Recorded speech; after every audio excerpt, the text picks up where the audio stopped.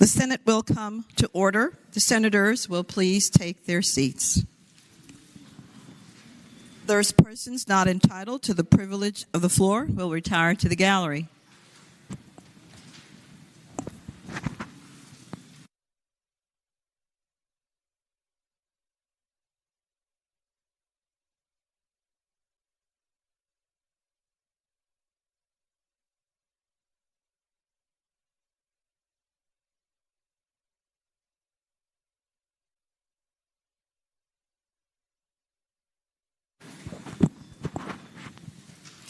The senators and all in attendance, please stand and be led in prayer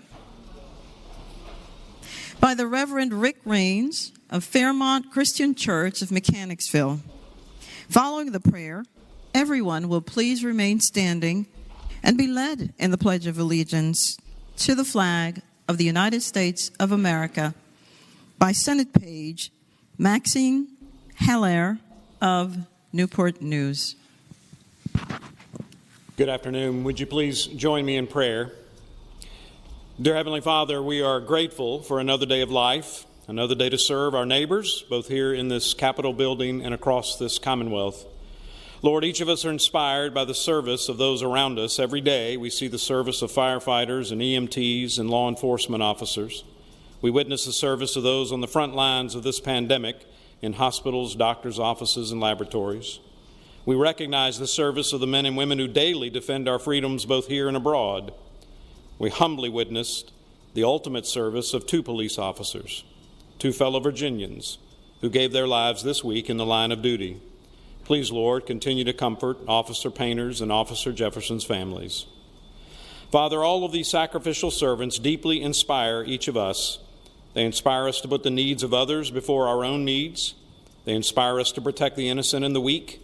They inspire us to serve when it would be easier not to. Lord, give this body wisdom today. Give each person in this room a heart of service.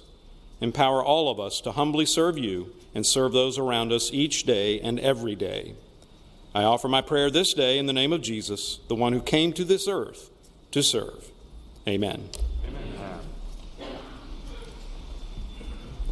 I pledge allegiance to the flag of the United States of America and to the republic for which it stands, one nation, under God, indivisible, with liberty and justice for all.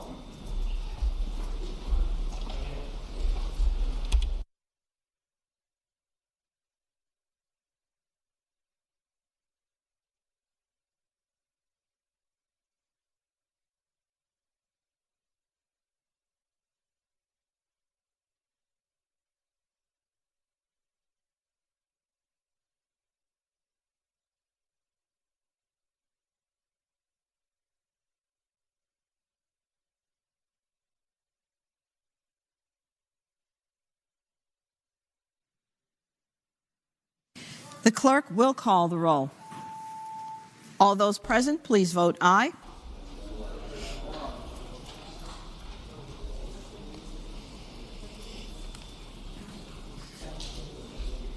The clerk will close the roll. You have a quorum, Madam President.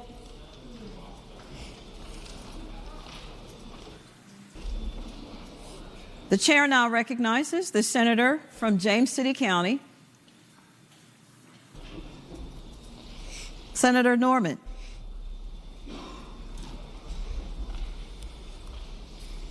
Thank you, Madam President. Consistent with the rules of the Senate of Virginia, I would respectfully request that those rules be suspended, that any senator who is experiencing COVID-related issues may participate remotely and electronically.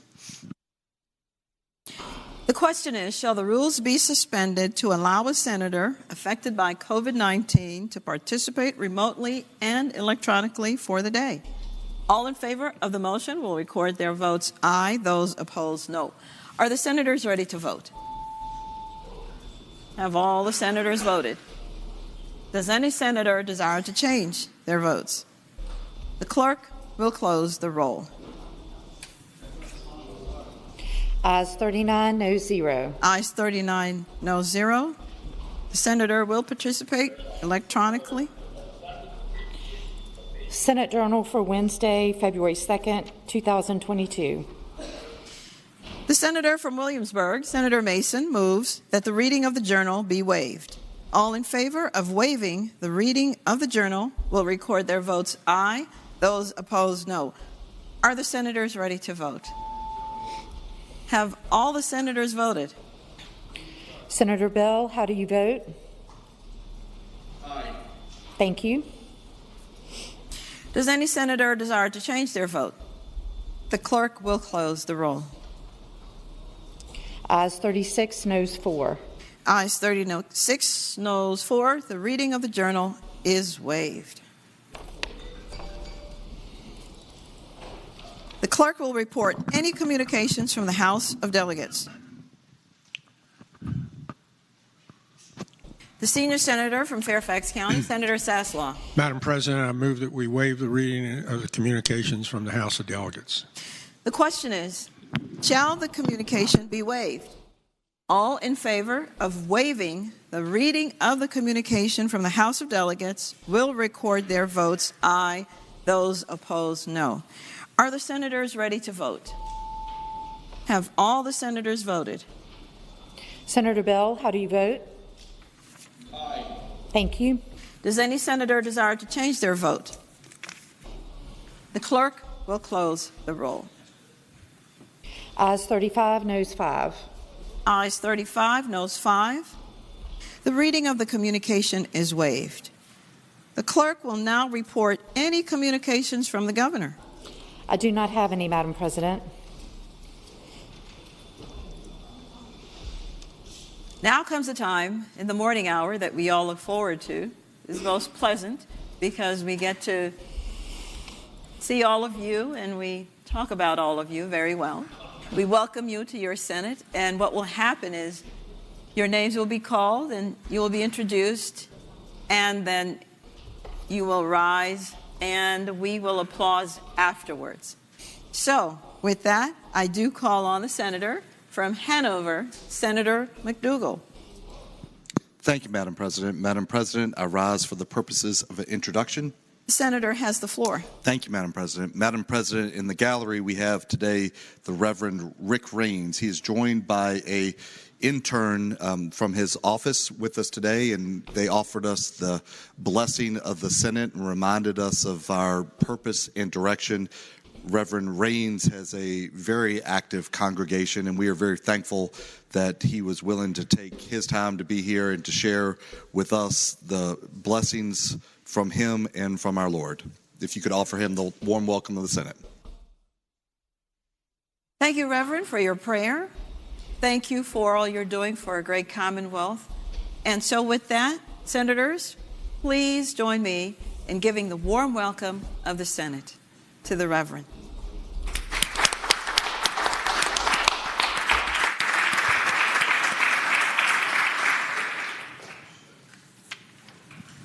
The senator from Northern Chesapeake, Senator Spruill. Thank you, Madam President. Rise for the introduction. The senator may say on. Thank you. Madam President, I rise today to recognize the Hampton Roads Regional Transit Advisory Panel, known as RTAP, and its shareholders who are here today to recognize the importance of transit to the Commonwealth. The 2020 General Assembly established RTAP to guide the development of multi-regional public transit network at Hampton Roads. In addition to promoting public transportation in the Hampton Roads, RTAP is enrichment today to celebrate Transit Equity Day, which recognizes Rosa Parks. Nearly two-thirds of a century ago, an African-American statesman and activist named Rosa Parks broke the law by refusing to give up her seat to a white rider on a bus in the segregated South. She was arrested and locked up in the Montgomery, Alabama jail. In response, Madam President, the black community of Montgomery, Alabama boycotted the city buses until riders could get back their dignity. The boycott lasted 381 days until the United States Supreme Court ruled that such discrimination was unconstitutional. Madam President, please join me today in welcoming the Hampton Roads Regional Transit Advisory Panel. Thank you. Welcome to your Senate. And who knew that something that's part of everyday life could have affected us in such a way that we have the civil rights that we do today? Truly, we stand on the shoulders of giants, and in this case, the giant of a woman, Rosa Parks. Thank you for all that you do for our great Commonwealth, because the bus system is certainly needed. And with that, Senators, please join me in welcoming these wonderful people to their Senate.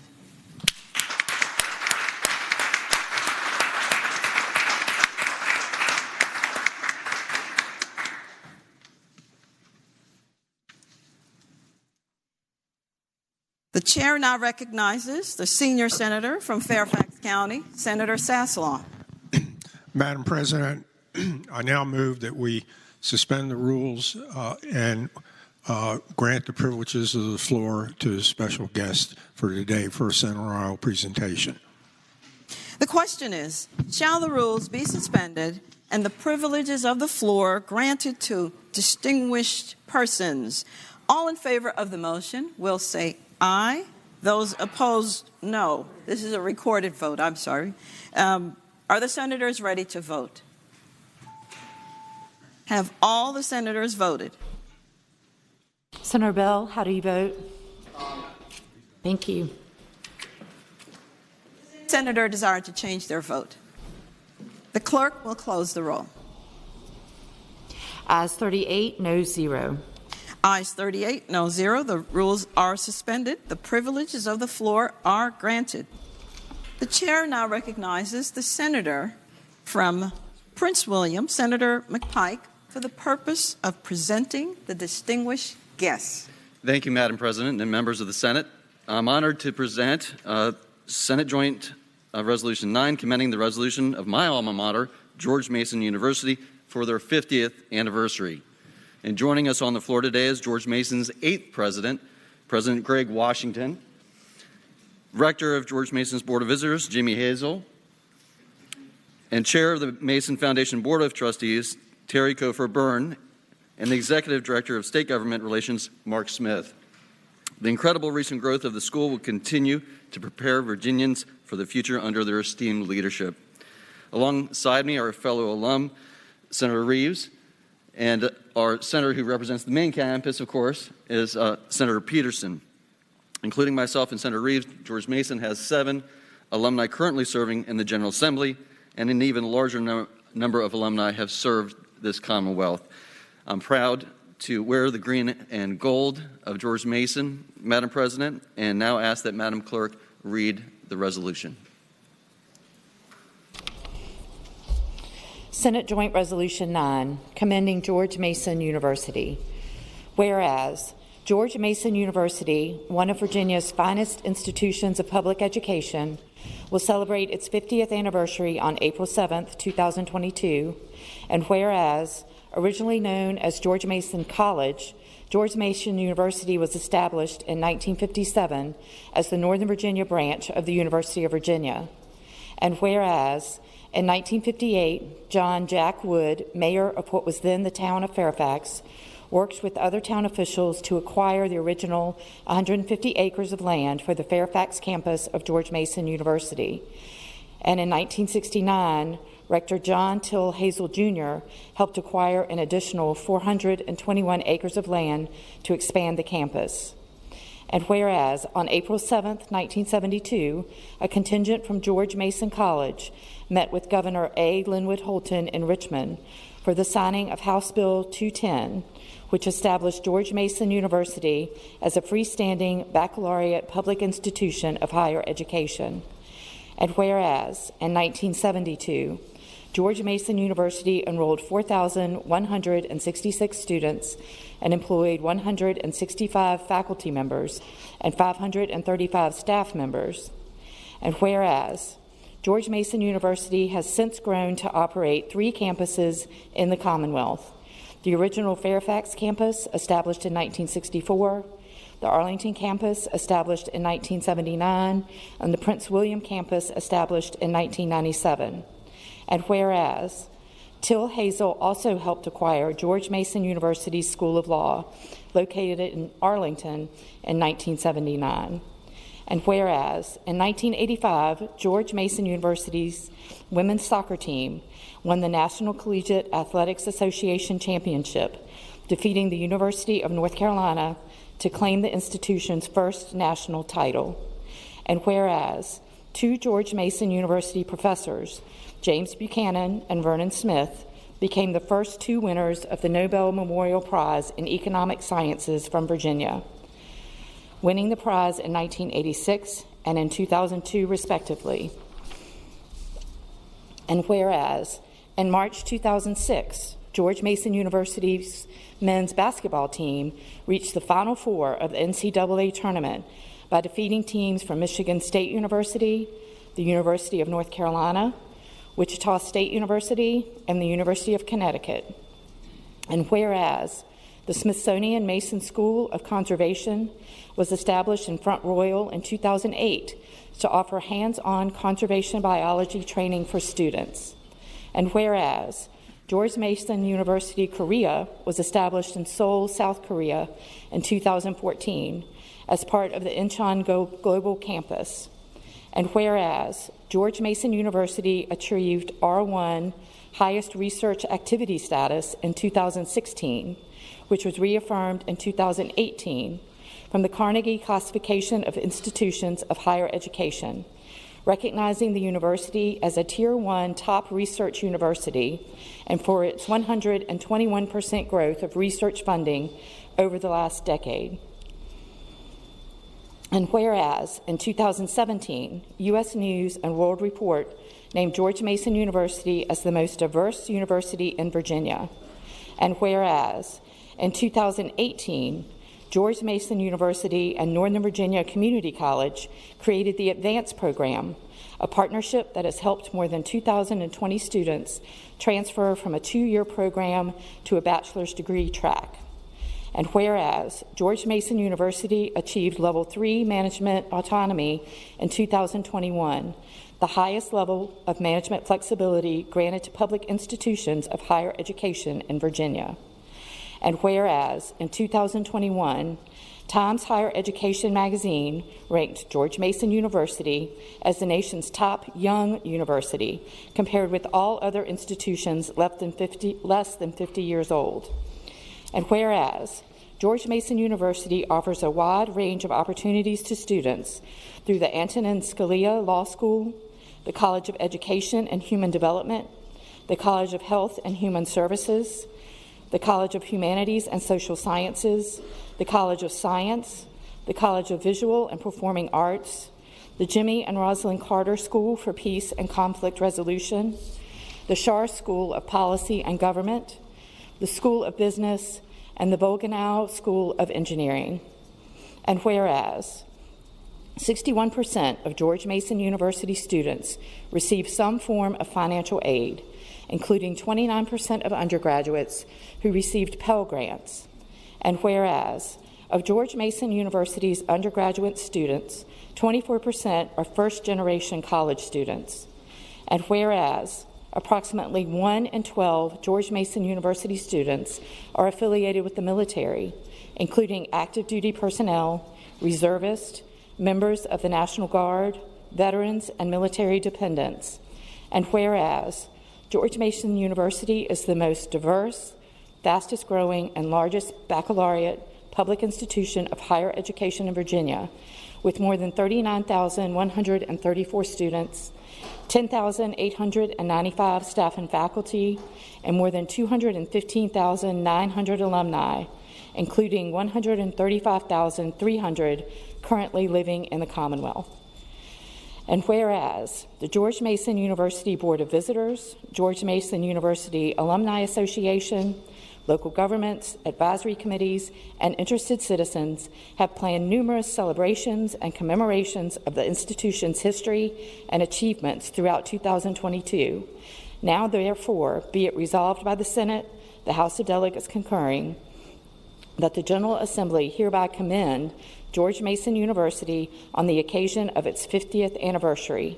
And be it resolved further that the Clerk of the Senate prepare a copy of this resolution for presentation to the President of George Mason University, Gregory Washington, and the Rector of the institution, James Hazel, as an expression of the General Assembly's gratitude for their extraordinary efforts to promote educational access and academic excellence in the Commonwealth. If our guests would meet me in the well, please. Come on up.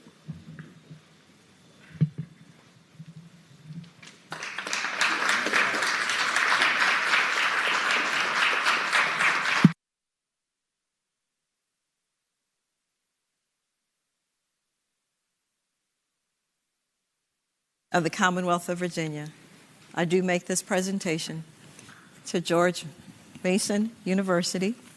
It is an honor to do this. Thank you. It's an exceptional university. You have a charge to fulfill, and it sounds like you have greatly fulfilled it. We thank you for all that you do for our Commonwealth. You have so many accolades, I cannot add another. Thank you very much. Thank you. Thank you. Appreciate it. Thank you. Yes, indeed. Thank you.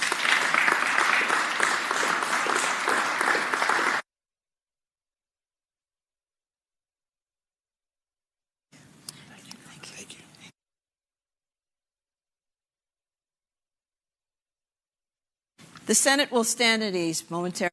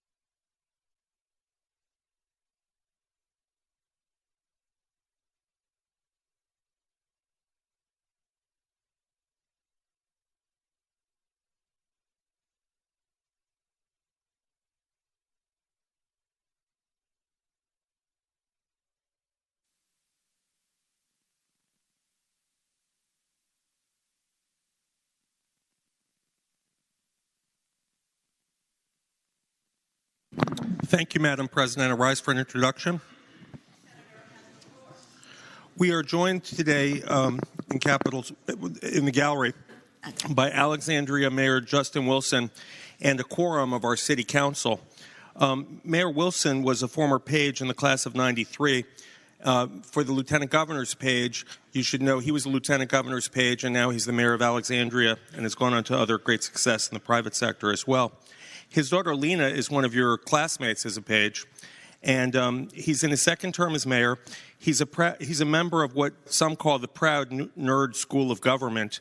And by that, I mean he is the most accessible, responsive elected official I've ever met in terms of rapidly being available by text, email, and other means of communication to residents at all hours. And I will give members of the Senate his cell phone privately rather than on the mic if you have questions about Alexandria. But he's led my home city through the pandemic and economic tribulations as our vibrant community is emerging poised for even greater success. He's brought major investments in affordable housing, transit, and along with his council members is bringing a new hospital to our city. The council members who are accompanying Justin today include Kirk McPike, who is responsible for me being here today as my former campaign manager, so you can thank him or blame him. And also council members John Chapman, council member Sarah Bagley, and Councilwoman Aaliyah Gaskins.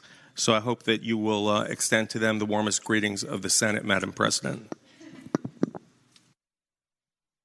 Good morning to you, Mayor, and good morning to you, council members and daughter. Good morning. Thank you for being a part of our process of electoral government and for all that you do. We thank you. Senators, please join me in welcoming these great men and women.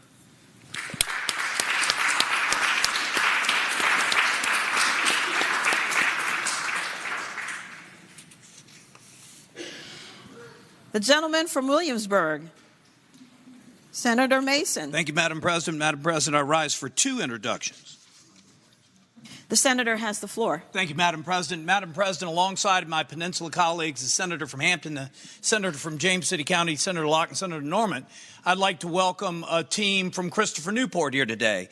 Professor Diane Griffiths brings her social work program to the Capitol Square every year, and they are an amazing bunch of students. This year, they all picked particular bills regarding mental health, barrier crimes, our safe haven bill that we just debated recently. They all presented their policy positions to my colleagues and to me, and they are in an incredibly important field for our future, Madam President, social work. So we're excited to have them here. We're excited for their future and to put them to work in the Commonwealth of Virginia. And I hope you'd extend the warm welcome to the Senate to them, ma'am. Good morning to you. Good morning, our future leaders. Actually, you're already doing that. You are leading already. Thank you for the work that you're going to be doing, and we do thank you for social work. It's a challenge, but somebody's got to do it, and you're stepping up to do that. Thank you very much. Senators, please join me in welcoming these future leaders of our Commonwealth.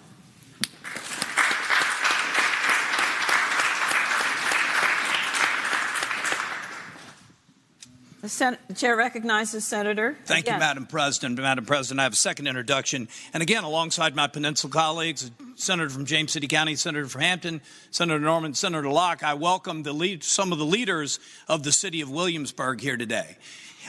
First of all, we have with us a gentleman born and raised in the city of Williamsburg, been serving his community his whole life, our Mayor Doug Pons.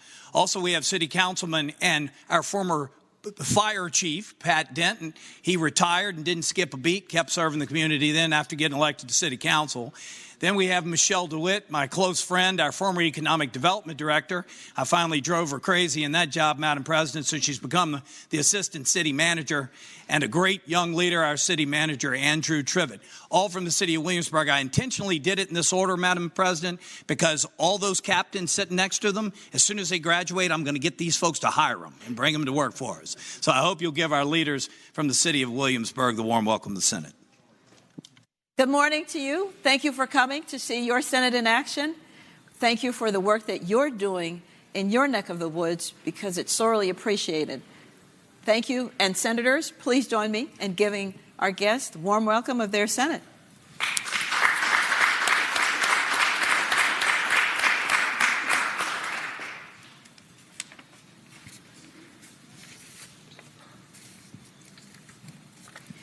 Is there any other business for the morning hour? Chair recognizes the senior senator from Fairfax, Senator Sasslaw. Madam President, I move now that the Senate stand in recess until 1 p.m. 20 minutes. The Senate will now stand in recess 20 minutes.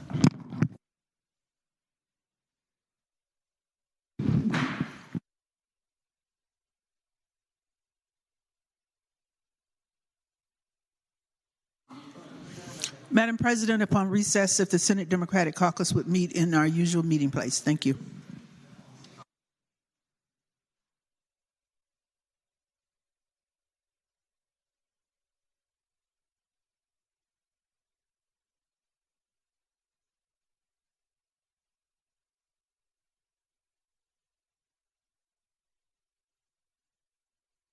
Turn to our normal conversation room.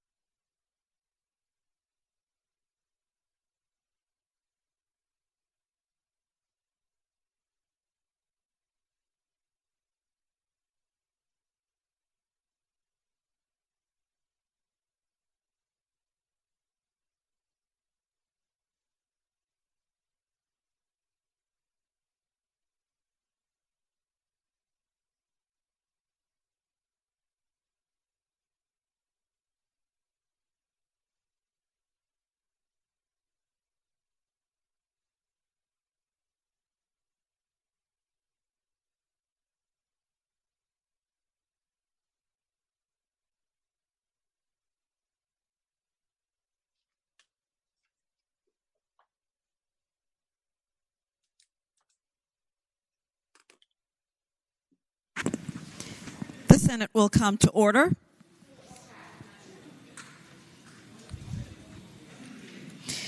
The clerk will call the calendar.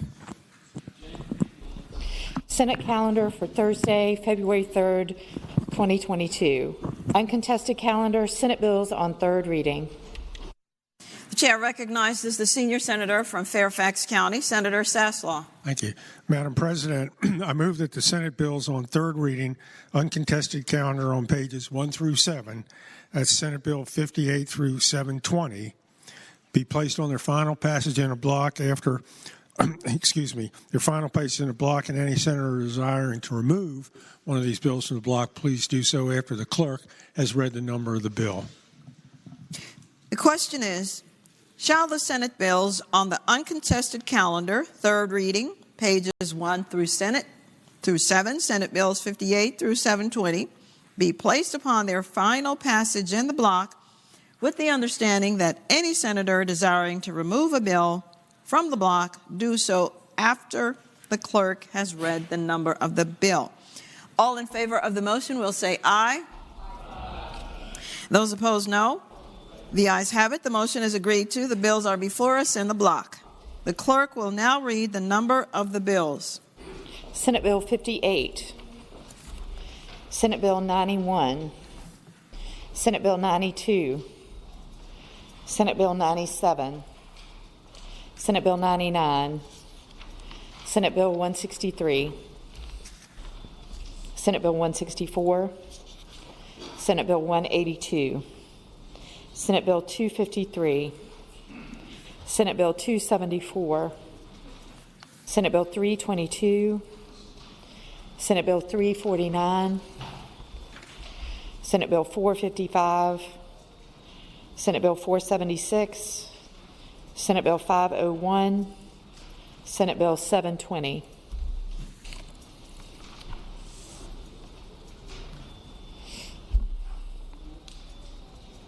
The question is, shall the bills in the block pass? All in favor of the passage of the bills will record their votes aye. Those opposed, no. Are the senators ready to vote? Have all the senators voted? Senator Bell, how do you vote? Aye. Thank you. Does any senator desire to change their vote? The clerk will close the roll. Ayes 40, no 0. Ayes 40, no 0. The bills in the block pass. Regular calendar, Senate bills on third reading.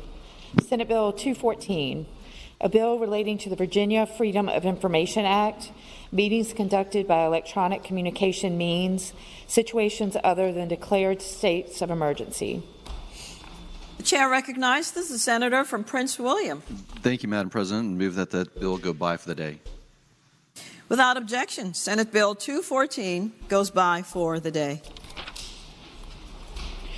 Senate Bill 257, a bill directing the Department of Health Professions to review and evaluate the merits and impact of the Commonwealth entering into the multi-state counseling compact. Chair recognizes the gentlewoman from Chesterfield, the senior senator Hashmi. Thank you, Madam President. I move that the bill pass, and speaking to that motion. The senator has the floor. Thank you, Madam President.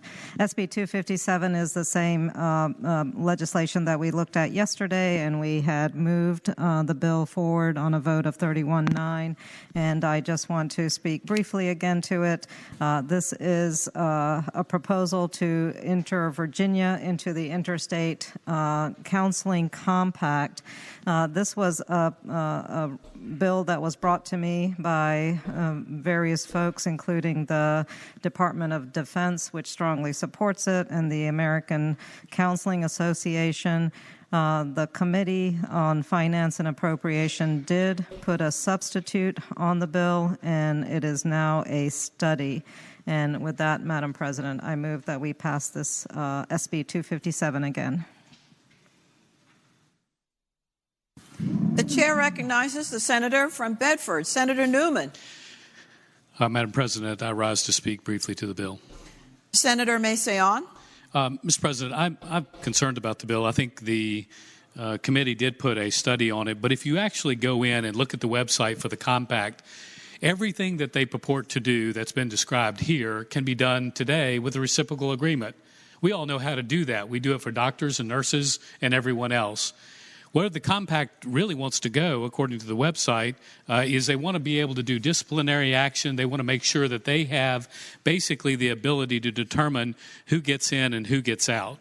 Mr. President, on this floor, many times we've had some of these counseling bills, and I agree, they're sometimes controversial one way or the other. Sometimes they're 1921 or thereabouts. But ultimately, if we do this, and if the study was successful, we would do kind of like what we did a few years ago in regards to turning over some of our State Water Control Board and Air Board to the state of California. In this case, it'll actually be turning it over to a 10-state compact. Right now, in the United States, only 2 states have done this, and I would just urge some of you to look very closely at this and consider voting no.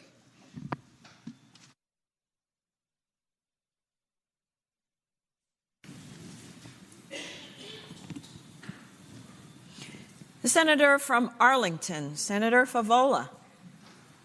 Thank you, Madam President. I rise to speak in favor of the bill. The senator has the floor. Thank you, Madam President. I would caution the body against, I do not vote against this bill because I think it is worthy of having some study. We're very short on counselors. We have entered compact agreements for other professions, such as occupational therapy. There's a compact agreement for psychologists, and there are other tracks in the health professions that really have participated in compact agreements. And again, it would be voluntary on the part of the professional. There's usually a fee that's included, and there are requirements in the application. And the concept is that if your application is accepted by the compact and you're reviewed by the compact, then you would be able to practice in other states that are in the compact. It is not an unusual model. In fact, there is a national model for doctors that are in a medical compact. So there are some cons. I will not say that this is a perfect model, but it is a model worth studying, and we may be able to come up with requirements that would be important to Virginia, that Virginia could bring to the table and say, if we're to participate, this is what we need. So with that in mind, given it's just a Section 1 study, I do hope the body can vote for the bill. Thank you. The senator from Bath, Senator Deeds. Madam President, I'd like to speak to the bill. The senator has the floor. Madam President, ladies and gentlemen of the Senate, if we lived in a perfect world, everybody who needed counseling or mental health services would have access right away at the time they needed it to an in-person counselor or an in-person social worker or an in-person mental health professional. But the reality is we have an acute shortage across the board of professional help. We don't have enough psychiatrists. We don't have enough psychologists. We don't have enough licensed clinical social workers. We don't have enough counselors. That's why this compact, I would suggest a study we are looking into this right now and to join this compact. I think we need to join the compact now. I don't think this is to look at this is certainly not. It's a benign effort to try to resolve a critical issue, and I hope we will pass this legislation.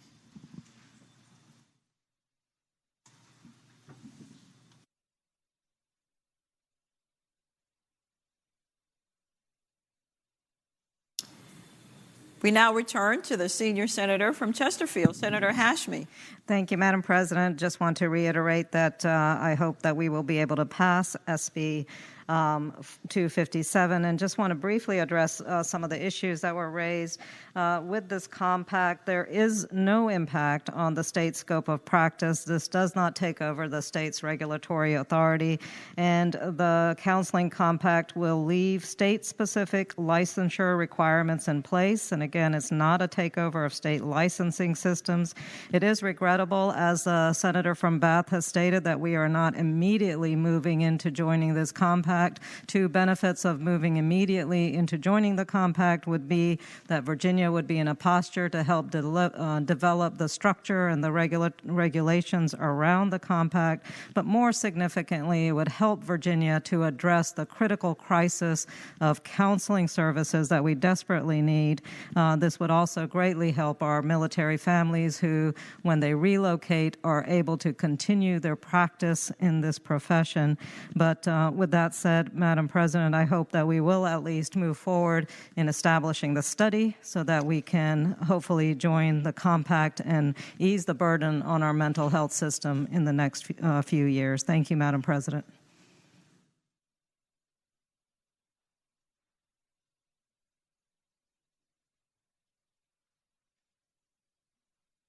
The question is, shall Senate Bill 257 pass?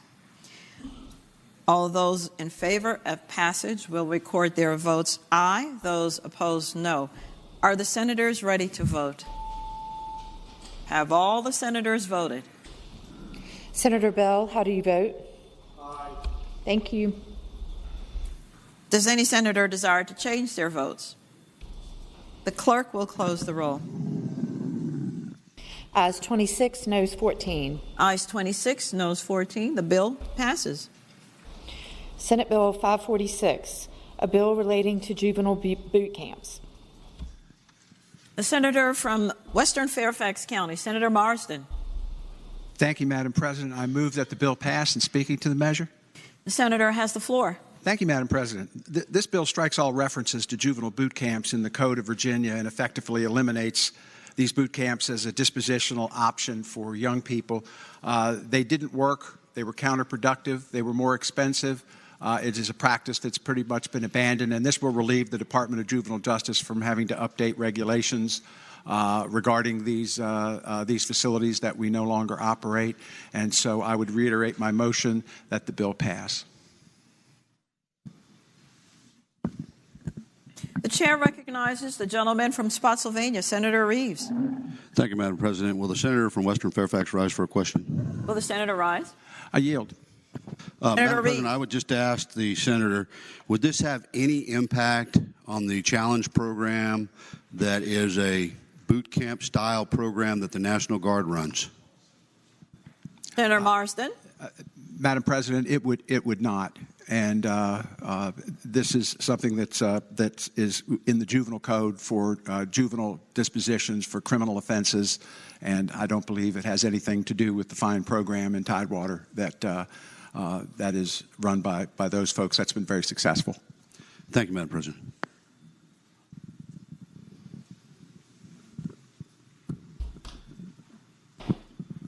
The question is, shall Senate Bill 546 pass? All those in favor of passage will record their votes aye. Those opposed, no. Are the senators ready to vote? Have all the senators voted? Does any senator... I'm sorry, Madam Clerk? Senator Bell, how do you vote? Thank you. Does any senator desire to change their vote? The clerk will close the roll. Ayes 35, noes 5. Ayes 35, noes 5. The bill passes. Senate Bill 623, a bill relating to authority of governor to grant relief from fines and penalties. Chair recognizes the gentlewoman from Portsmouth, Senator Lucas. Yes, ma'am, Madam President. I think you may have a substitute to incorporate. Is that correct? No, ma'am, that is not on Senate Bill 623. Okay. Should we have? Yeah, Madam President, I move that the bill pass. The question is, we do have. Will the senator please explain Senate Bill 623? Yes. Thank you, Madam President. Madam President, what this bill does, it authorizes the governor's grant relief program for fines and penalties. And I've got my folder here.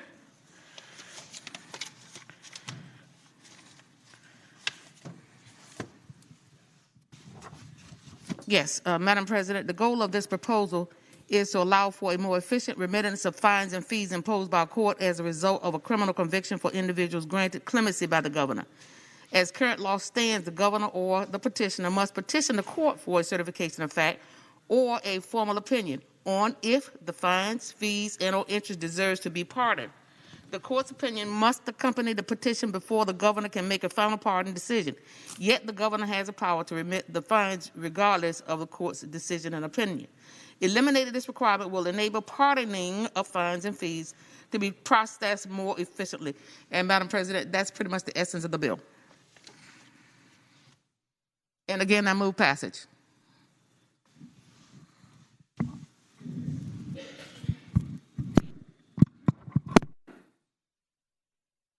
The question is, shall Senate Bill 623 pass?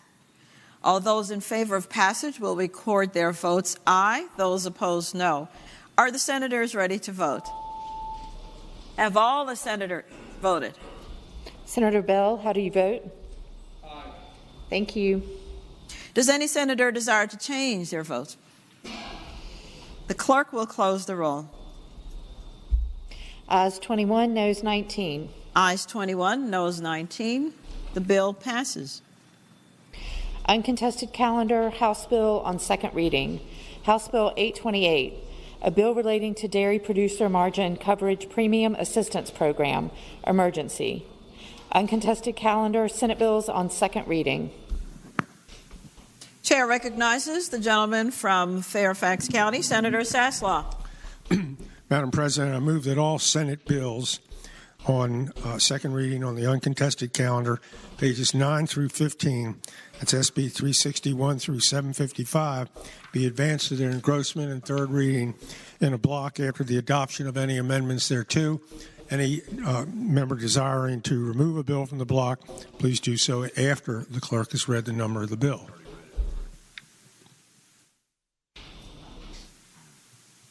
The question is, shall all Senate bills on second reading on the uncontested calendar on pages 9 through 15, Senate bills 361 through 755, be engrossed and advanced to their third reading in the block after the adoption of the amendments thereto, and that any senator desiring to remove a bill from the block may do so after the clerk has read the number of the bill. All in favor of the motion will say aye. Those opposed, no. The ayes have it. The motion is agreed to. The clerk will now read the number of the bills. Senate Bill 361, the committee substitute has been adopted by the Senate, and we have a floor substitute. Chair recognizes the senator from King George, Senator Stewart. Thank you, Madam President. Could that come out of the block and by for one more day? Without objection, Senate Bill 361 is out of the block and by for the day. Senate Bill 12, reported from the Committee on Finance and Appropriations. Senate Bill 70, reported from the Committee on Finance and Appropriations. Senate Bill 271, reported from the Committee on Commerce and Labor with a substitute, and also from the Committee on Finance and Appropriations. Chair recognizes the gentleman from Alexandria, Senator Eben. Thank you, Madam President. I move that the committee substitute be adopted. Question is, shall the substitute for Senate Bill 271 be adopted? Those in favor of the motion will say aye. Those opposed, no. The ayes have it. The substitute is adopted. Senate Bill 355, reported from the Committee on Agriculture, Conservation, and Natural Resources with amendments, and also from the Committee on Finance and Appropriations. The gentleman from King George, Senator Stewart. I'd move the amendments be agreed to. Question is, shall the amendments be agreed to? Those in favor of the motion will say aye. Those opposed, no. The amendments are agreed to. Senate Bill 488, reported from the Committee on Finance and Appropriations with a substitute. The senior senator from Richmond City, Senator McClellan. Thank you, Madam President. I move that we adopt the committee substitute. The question is, shall the substitute of Senate Bill 488 be adopted? Those in favor of the motion will say aye.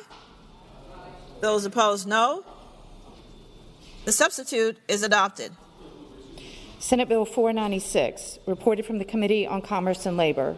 Senate Bill 502, reported from the Committee on Finance and Appropriations with a substitute. The senator from Accomack, Senator Lewis. Madam President, I move adoption of the committee substitute. Question is, shall the substitute for Senate Bill 502 be adopted? Those in favor of the motion will say aye. Those opposed, no. The substitute is adopted. Senate Bill 505, reported from the Committee on Commerce and Labor with a substitute. Again, the senator from Accomack, Senator Lewis. Madam President, move adoption of the committee substitute. The question is, shall the substitute for Senate Bill 505 be adopted? Those in favor of the motion will say aye.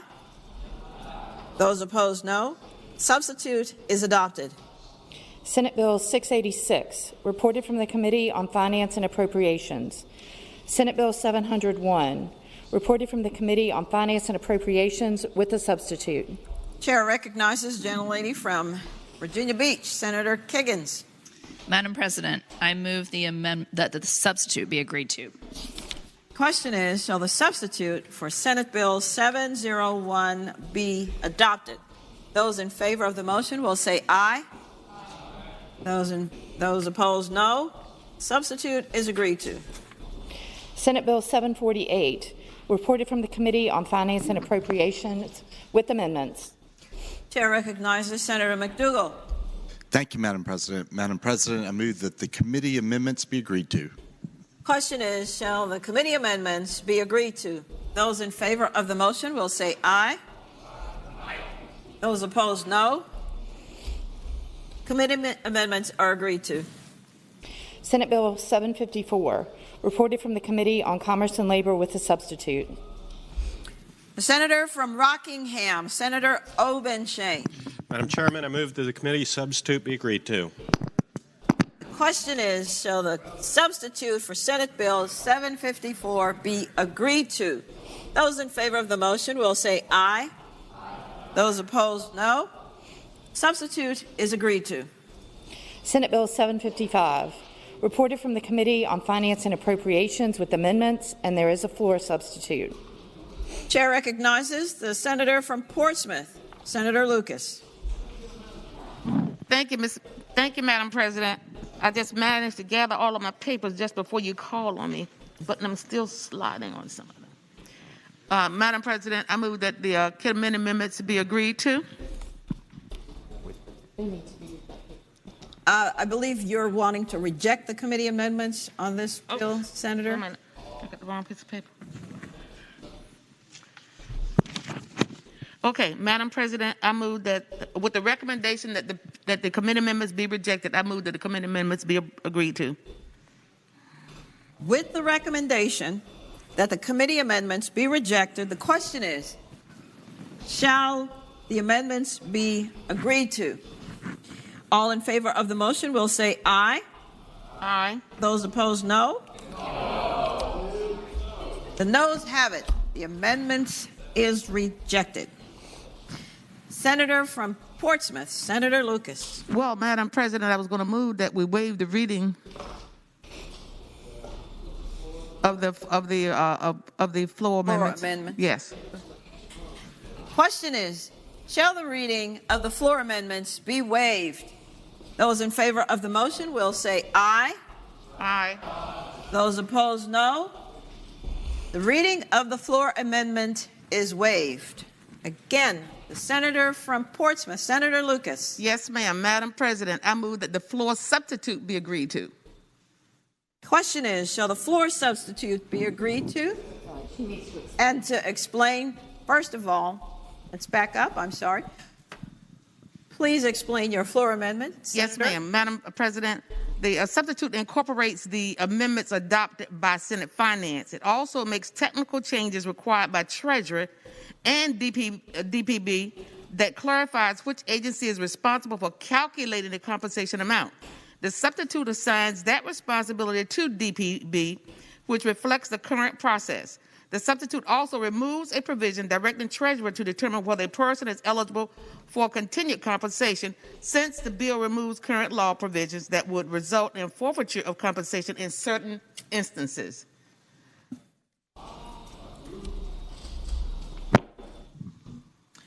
All right.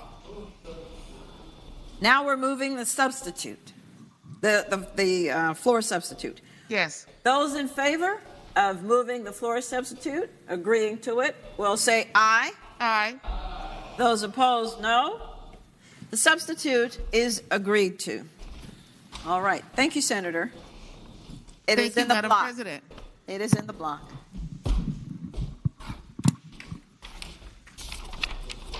Now then, the question is, shall the Senate bills be engrossed and advanced to their third reading? That is, all bills except Senate Bill 361 on page 9.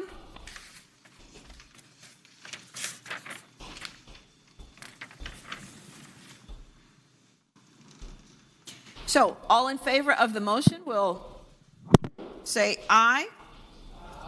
Aye. Those opposed, no. The ayes have it. The bills are engrossed and advanced to their third reading.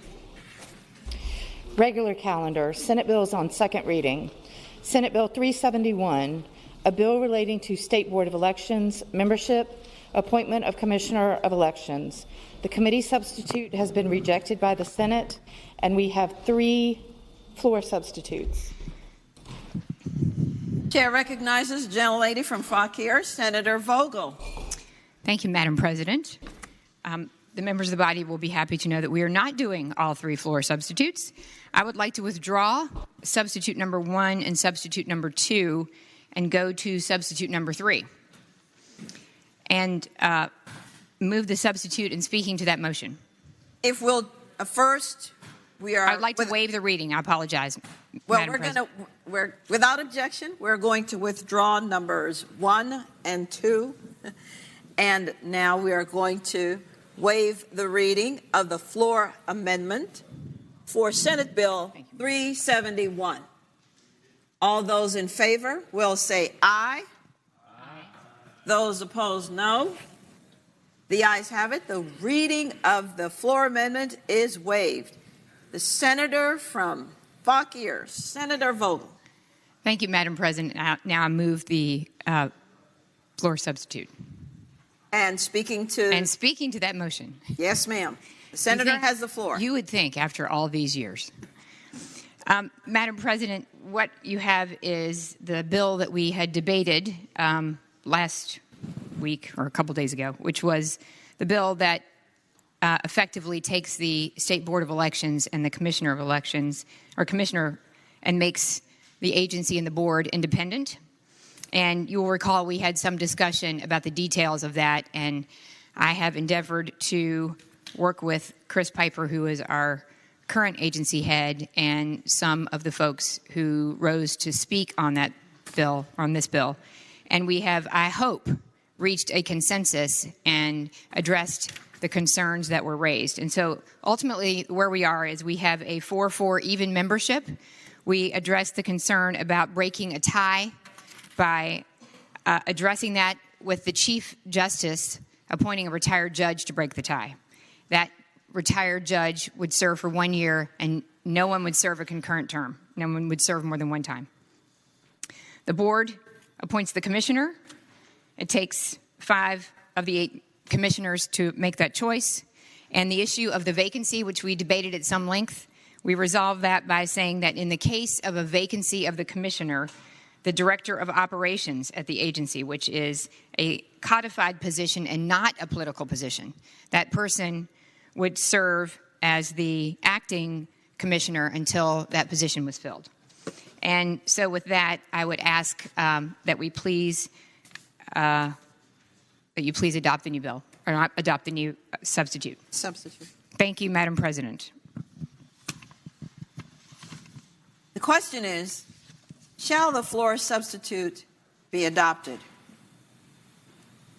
Those in favor will say aye. Those opposed, no. The substitute is adopted. Question now is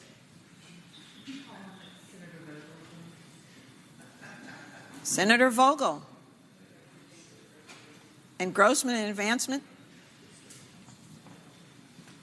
Madam President, I move that we engross and advance the bill to its third constitutional reading. Thank you. Question is, shall Senate Bill 371 be engrossed and advanced to its third reading? Those in favor of the motion will say aye. Those opposed, no. The bill is engrossed and advanced to its third reading. Senate Bill 254, a bill relating to alcoholic beverage control, delivery of alcoholic beverages, third-party delivery license container. The committee substitute has been adopted by the Senate, and we have a floor amendment. The senator from Loudoun, Senator Bell. Are you handling it, sir? All right. Chair recognizes the junior senator from Richmond City. Good afternoon, Madam President, and thank you. Yes, sir. Madam President, would you please, Madam Clerk, would you please withdraw my floor amendment for Senate Bill 254? Without objection, that floor amendment is rejected. And Prince William. Who is handling the bill? Is it Senator Favola? Madam President. He stood first. And Senator from Arlington. I was just, Madam President. Senator from Arlington, Senator Favola. I asked that this bill go by for the day, so a senator who's participating virtually can join us later this week. Without objection, this very popular bill goes by for the day, so the patron may handle it himself. Senate Bill 104, a bill relating to elimination of mandatory minimum sentences, modification of sentence to mandatory minimum term of confinement for felony offenses. Reported from the Committee on the Judiciary with a substitute, and also from the Committee on Finance and Appropriations with amendment. The junior senator from Richmond City, Senator Morrissey. Thank you. Thank you, Madam President. Move the committee amendment. First, we'd move the substitute, sir. Yep. Madam President, ask that the committee substitute be adopted. All righty. The question is, shall the substitute for Senate Bill 104 be adopted? Those in favor of the motion will say aye. Aye. Those opposed, no. The committee substitute is adopted. The junior senator from Richmond City, Senator Morrissey.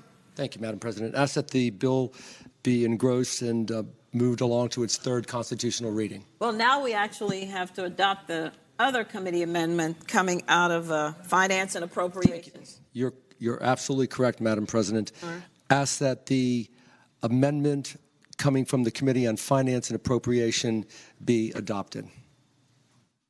Now then, shall the committee amendments be adopted? Those in favor of the motion will say aye. Aye. Those opposed, no. Committee amendments are adopted. The junior senator from Richmond City. Thank you, Madam President. Madam President, now that the bill is in order, I ask that it be engrossed and moved along to its third constitutional reading. The question is, shall Senate Bill 104 be engrossed and advanced to its third constitutional reading? Those in favor of the motion will say aye. Aye. Those opposed, no. The bill is engrossed and advanced to its third reading. Senate Bill 105, a bill to give the provisions of Chapters 45 and 51 of the Acts of Assembly of 2020, Special Session 1, retroactive and prospective effect. Reported from the Committee on the Judiciary with amendment, and also from the Committee on Finance and Appropriations with amendment. There are two committee amendments on this bill. The junior senator from Richmond City, Senator Morrissey. Thank you, Madam President. Madam President, I move the committee amendment from the Committee on the Judiciary be adopted. Question is, shall the Judiciary Amendment be adopted? Those in favor of the motion will say aye. Aye. Those opposed, no. That amendment is adopted. Again, Senator Morrissey. Thank you, Madam President. Madam President, I ask that the amendment from the Committee on Finance and Appropriations be adopted.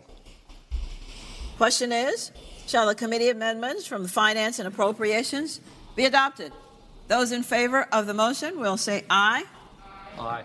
Those opposed, no. The amendment is adopted. Senator Morrissey. Thank you, Madam President. Madam President, now that the bill is in its proper order, I'd ask that the bill be engrossed and moved along to its third constitutional reading. The question is, shall Senate Bill 105 be engrossed and advanced to its third reading? Those in favor of the motion will say aye. Those opposed, no. The ayes have it. The bill is engrossed and advanced to its third reading. Senate Bill 108, a bill relating to correctional facilities, use of isolated confinement. Reported from the Committee on Finance and Appropriations. Again, Senator from Richmond City, Senator Morrissey. Thank you, Madam President. Madam President, I ask that Senate Bill 108 be engrossed and moved along to its third constitutional reading. The question is, shall Senate Bill 108 be engrossed and advanced to its third reading? Those in favor of the motion will say aye. Aye. Those opposed, no. The bill is engrossed and advanced to its third reading. Thank you, Madam President. Senate Bill 385, a bill relating to local license taxes, limitation of authority. Reported from the Committee on Finance and Appropriations. The Senator from Hanover, Senator McDougall. Thank you, Madam President. Madam President, I move that the bill be engrossed and advanced to its third constitutional reading. The question is, shall Senate Bill 385 be engrossed and advanced to its third reading? Those in favor of the motion will say aye. Aye. Those opposed, no. The bill is engrossed and advanced to its third reading. Senate Bill 468, a bill relating to Virginia Retirement System, Line of Duty Act, medical reviews to be conducted by Virginia practitioners. Reported from the Committee on Finance and Appropriations. The senior senator from Virginia Beach, Senator DeSteff. Thank you, Madam President. I request that Senate Bill 468 be engrossed and advanced to its third constitutional reading. The question is, shall Senate Bill 468 be engrossed and advanced to its third constitutional reading? Those in favor of the motion will say aye. Aye. Those opposed, no. The bill is engrossed and advanced to its third reading. Senate Bill 525, a bill relating to insurance reimbursement for services provided by a licensed athletic trainer. Reported from the Committee on Commerce and Labor with amendments. The gentleman from Southern Fairfax County, Senator Barker. Thank you, Madam President. I move that we adopt the committee amendments. The question is, shall the committee amendments be adopted? Those in favor of the motion will say aye. Aye. Those opposed, no. Committee amendments are adopted. Senator Marsden. Madam President, I move that we engross and advance this bill to its third constitutional reading. The question is, shall Senate Bill 525 be engrossed and advanced to its third constitutional reading? Those in favor of the motion will say aye. Those opposed, no. The bill is engrossed and advanced to its third reading. Senate Bill 562, a bill relating to workers' compensation, time period for filing claim, certain cancers. Reported from the Committee on Commerce and Labor with amendment. The gentleman from Fairfax County, Senator Saslaw. Madam President, I would move that we adopt the committee amendment first. The question is, shall the committee amendments be adopted? Those in favor of the motion will say aye. Aye. Those opposed, no. The committee amendments are adopted. Senator Saslaw. Now I move that Senate Bill 562 be engrossed and advanced to its third reading. The question is, shall Senate Bill 562 be engrossed and advanced to its third constitutional reading? Those in favor of the motion will say aye. Aye. Those opposed, no. The bill is engrossed and advanced to its third reading. Uncontested calendar, Senate bills on first reading. The senior senator from Fairfax, Senator Saslaw. Madam President, I move that all Senate bills on first reading on the uncontested and regular calendar, pages 21 through 32, and that's Senate Bill 56 through 678, that the rules be suspended and the first constitutional reading of the titles be dispensed with. The question is, shall the rules be suspended and the first reading of the titles of Senate bills on the uncontested and regular calendars, pages 21 through 32, Senate bills 56 through 678, be dispensed with? All in favor of the motion will record their votes aye. Those opposed, no. Are the senators ready to vote? Have all the senators voted? Senator Bell, how do you vote? Aye. Thank you. Does any senator desire to change their vote? The clerk will close the roll.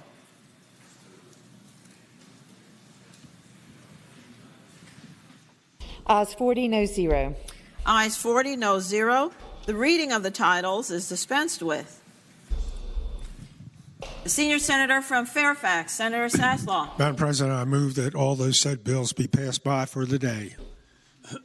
The question is, shall the Senate bills on the uncontested and regular calendars now on second reading be passed by for the day? All in favor of the motion will say aye. Those opposed, no. The ayes have it. The bills will go by for the day. Uncontested calendar, Senate joint resolutions on first reading. Again, the senior senator from Fairfax County, Senator Saslaw. Madam President, I move that all Senate joint resolutions on the first reading on the uncontested calendar, and that's just page 33, SGAR 83, 84, and 85, that the rules be suspended and the first constitutional reading of the titles be dispensed with. The question is, shall the rules be suspended and the first reading of the titles of the Senate joint resolutions on the uncontested calendar, page 33, that is Senate joint resolutions 83 through 85, be waived? All in favor of the motion will record their votes aye. Those opposed, no. Are the senators ready to vote? Have all the senators voted? Senator Bell, how do you vote?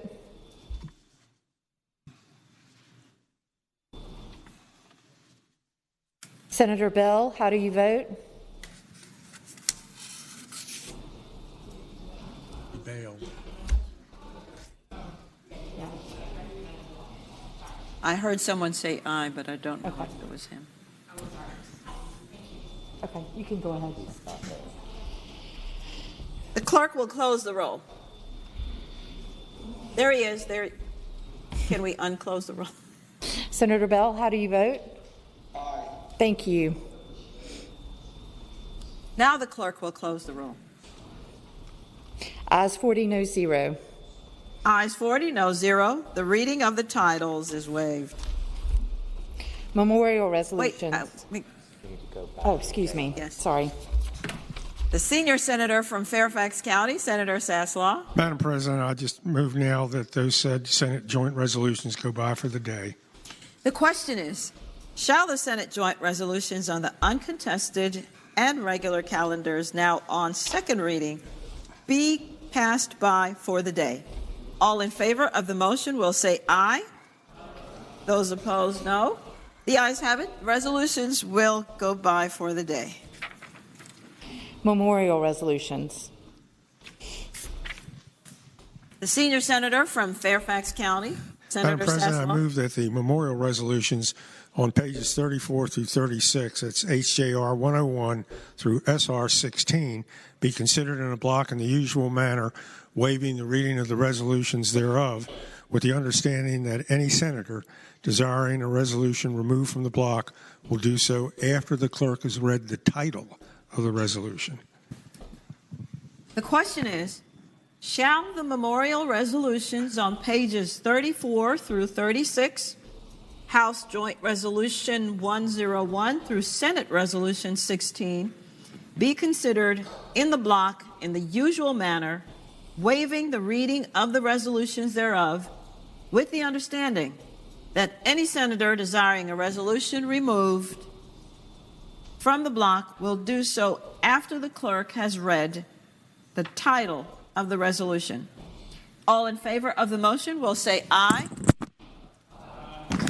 Those opposed, no. The ayes have it. The motion is agreed to. The resolutions are before us in the block. The clerk will read the titles of the memorial resolutions. House Joint Resolution 101, celebrating the life of Jamil Jalal Abed. House Joint Resolution 113, celebrating the life of Ferdinand C. Dugan III. House Joint Resolution 142, celebrating the life of James T. Moores, Sr.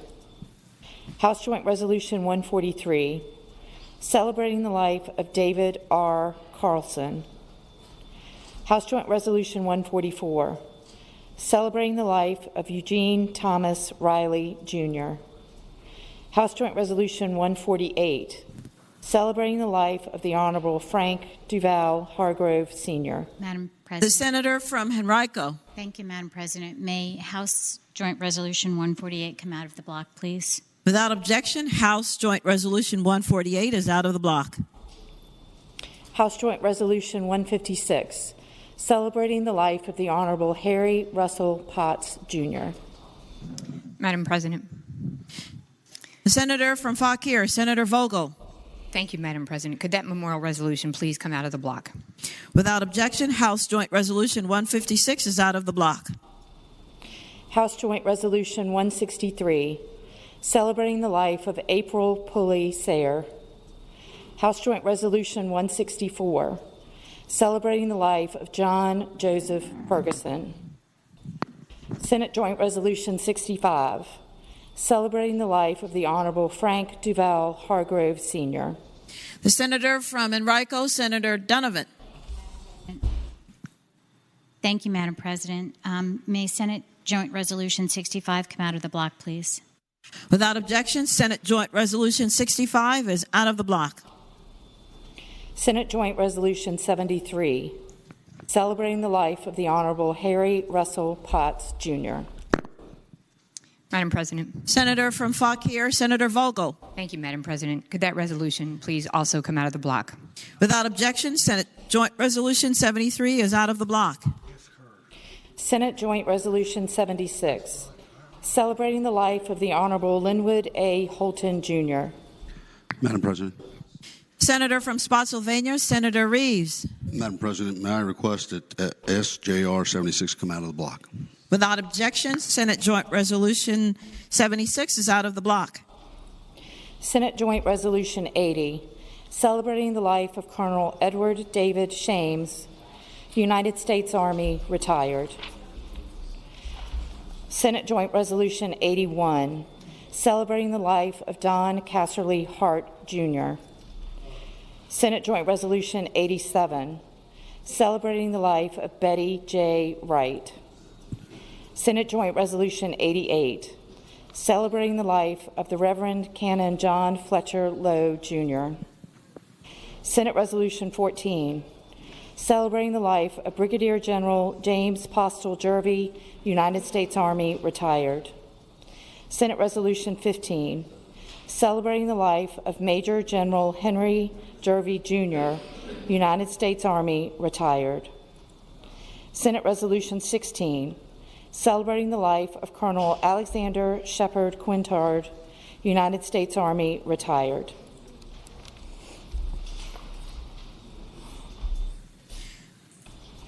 The resolutions in the block will now be agreed to in the usual manner. All those in favor of agreeing to the memorial resolutions, please rise.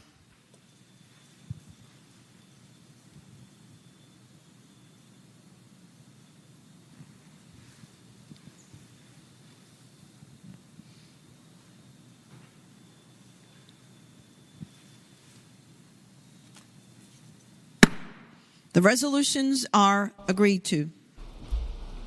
Returning to House Joint Resolution 148.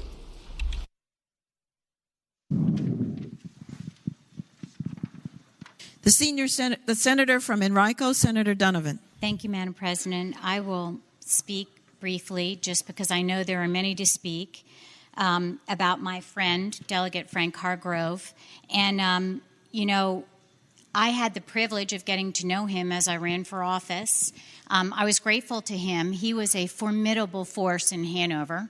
And as I ran for office and needed to engage in that community, he supported me, he educated me, and he was a wonderful friend. He was very impressive. When he graduated from high school, I'm going to do brief bio because you guys will have even more stories, but he went to Japan and served in occupied Japan. He came back, was a football star at Virginia Tech, but really preferred flying his plane.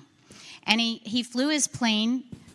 Really, there's some interesting stories that we may have comments on, but he claims he bombed VMI 3 times. And he landed on the drill field. And he was much more proud of some of those accomplishments than he was even of his football scholarship. So he loved that plane, and it was a big part of his life. In fact, he saw the house that he bought and restored in Hanover, Cool Water, and many of you have had the chance to go there while flying his plane. He was an advocate for starting the Hanover County Airport. When he served here in the legislature in the House of Delegates from 1981 for 28 years, he was very proud of his accomplishments, but they were but a small part of what he did for his community. One of the most important things to him was the Virginia War Memorial. And he really stepped up at a time when it was in crises and helped fund some improvements and even some of the new pavilions. And in fact, the newest pavilion is now named for him, as is the Hanover Airport. I will tell you, he had some of the bluest eyes you have ever seen. And while he couldn't hear, which is probably related to him bombing VMI in his plane, he never lost his intellect and his humor and his ability just to really engage and be interested. He always wanted to know what was happening here. And so his family survives him. His daughter, Dale, if any of you know him, she has 3 brothers, so she and I have a lot in common. And she's a force to be reckoned with in Hanover. And his 8 grandchildren, I believe. So I just wanted to take a minute and start off the conversations about him because he was a wonderful example of a Virginia statesman. And so I'm happy we celebrate him today because it's sad to lose him. Thank you, Madam President. The chair recognizes the senator from Hanover, Senator McDougall. Thank you, Madam President. Rising to speak to the resolution. The senator has the floor. Thank you, Madam President. Madam President, I'm sure that those of you who've been around for a long time dealt with Frank. He was quite a character. A senator from King George was just talking with me about some of the experiences when he went to talk to him about different legislation and judges. But he was an important part of our community. He was one of the first Republicans that was elected when at one point in time, hard to believe, it was not cool to be a Republican, even in Hanover County, and he was one of the first. But he was incredibly active. He had more energy than anybody I knew, as Senator from Henrico articulated. He had 3 sons, and they are all very active. 2 of them are still in the area, and one of them serves as our clerk of the circuit court. But Frank, when I first came to the legislature, his office was on the 9th floor. And if you ever wanted to talk with Frank, the way to do it was chase him up the stairs, because he literally would run up the stairs all the way from the ground floor to the 9th. He will be greatly missed. Even when he decided not to continue his life in public service, he was still incredibly active and incredibly involved in the community, and certainly loved each of his children and grandchildren. Madam President, I know we all have fond memories, but Frank will leave a mark that will be greatly missed on Hanover County.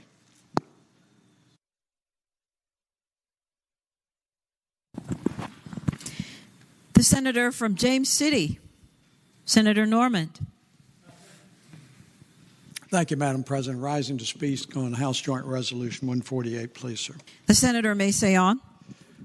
Madam President, ladies and gentlemen of the Senate, I think very clearly the senators from Henrico and Hanover have certainly shared some insight and attributes of Frank, who was a very interesting character. And when I use the word interesting in character, I mean it in the most fondness and positive way. Following up on an observation by the senator from Hanover, the first time I ever met Frank was in the staircase as he was running by me. I think at that point I was on maybe the third or fourth floor, and I was huffing and puffing to get there from the first floor of the GAB, and he went whizzing by me, and I thought, who in the world is that ball flash of lightning that just went by me on the staircase? But another and probably the most vivid recollection I have on Frank Hargrove is that he and I happened to belong to a same club today, a same club at that time. And I remember I had come in from a workout, and I turned around and looked, and I was trying to figure how this individual got into the locker room, because there was a guy with a long black hair and pigtails. He had no shirt on. He had a leather vest on and leather pants. And I thought, who in the world is this guy? And all of a sudden, he took off the wig that he had, and there was that very distinctive bald head that he had. And it turned out that Frank had just come in from a motorcycle ride. So he was truly quite a character, and he will always be missed.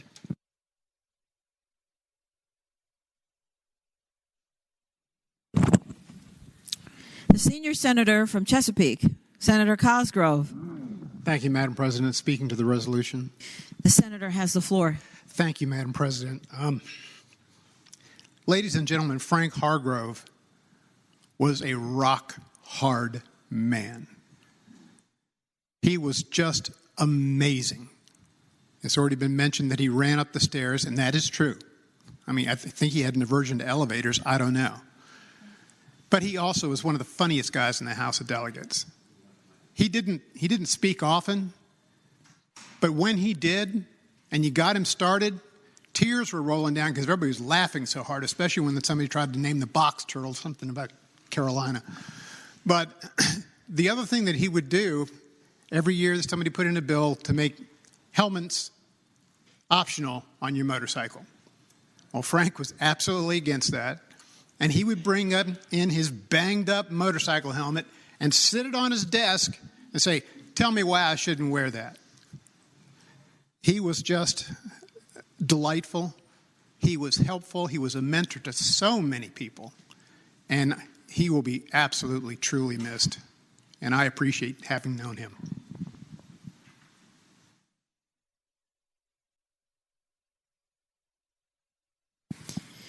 The senior senator from Richmond City, Senator McClellan. Thank you, Madam President. Speaking to the resolution. The senator has the floor. Thank you. The senator from Chesapeake told one of the stories that I was going to tell about the helmets, but I'll add to that Frank Hargrove had started riding his motorcycle when he was 18, and he was still riding it well into his 80s. Age was just a number to him. And when I first got elected to the House of Delegates, I was fortunate enough to sit right on the line between the Democrats and the Republicans that year. And so the two Republicans I often got to listen to stories from were Riley Ingram and Frank Hargrove. And you can imagine how often they had me in tears. And sometimes would tell me everything that happened in caucus whenever the Republicans would take a recess to fight over something. Yes, he was a Republican, but he was a statesman first. He loved the House of Delegates. He loved Virginia. He loved Hanover. And while I did not get to serve as a senator representing part of Hanover while he was in the House, I did get to serve part of Hanover while he was still alive and continued to enjoy his stories for as long as I could. Thank you, Madam President.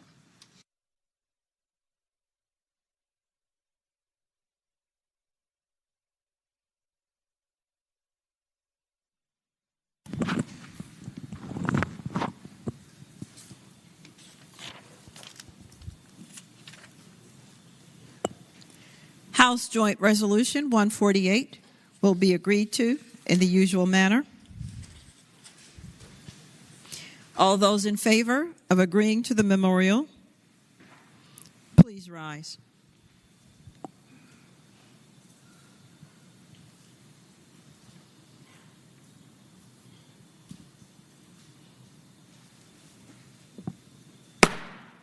The resolution is agreed to. House Joint Resolution 156. The gentlelady from Fauquier, Senator Vogel. Thank you, Madam President. I move adoption of the resolution and speaking to that. The senator has the floor. Thank you, Madam President. I actually do not know how you can possibly memorialize somebody like Senator Russ Potts. I know, Madam President, you certainly knew him, and a lot of people, in fact, every person in this body, knew Russ Potts. He was outspoken, he was funny, he was bombastic. He was so well known in my district that I recall when I was campaigning for office, there was not a single person or a single place that I could go where someone did not have an incredible story about Russ Potts, either from his childhood or from Hanley High School or from his sports marketing company. And some of the memorable stories ended with, "Can I show you this letter that Senator Potts wrote me? It's here and it's hanging on the wall." And you'd read the letter, and it wasn't like the letter that I got when I was in high school, complimenting me on, I guess the one that I got that I was proud of was Apple Blossom. It was lots of letters, but the ones that actually stood out were letters where someone had been critical. And Russ would take the time to write back and tell them what he thought. And I remember thinking, that is bold. And so many, many years later, Russ and I were at lunch, and we were talking about my service in the legislature and advice that he had for me. And he said, "You know, I have a lot of advice for you." And he did. And I took it.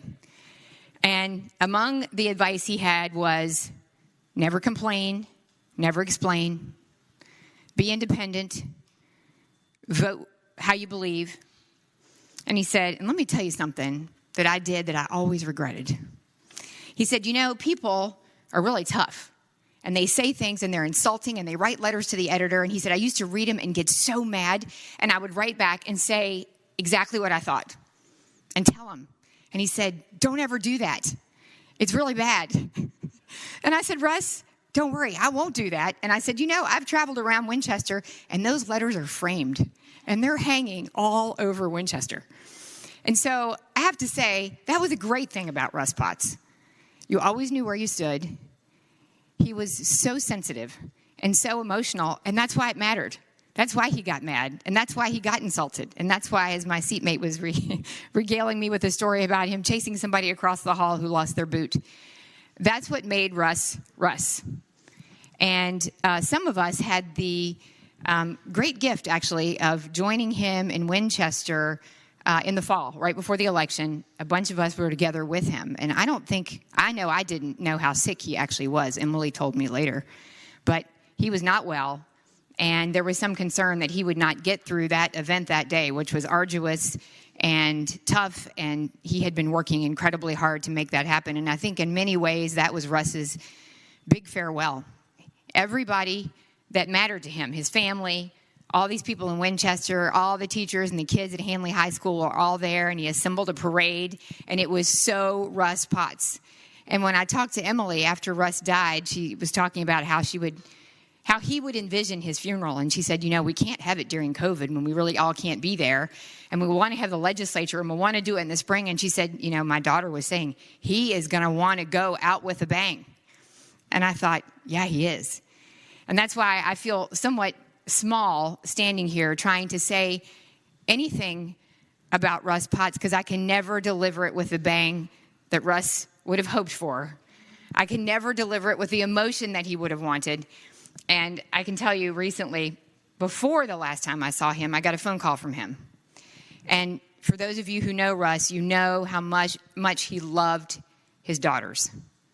He loved Hanley High School, but he loved his family and he adored his daughters. And he had a grandson named Duffy.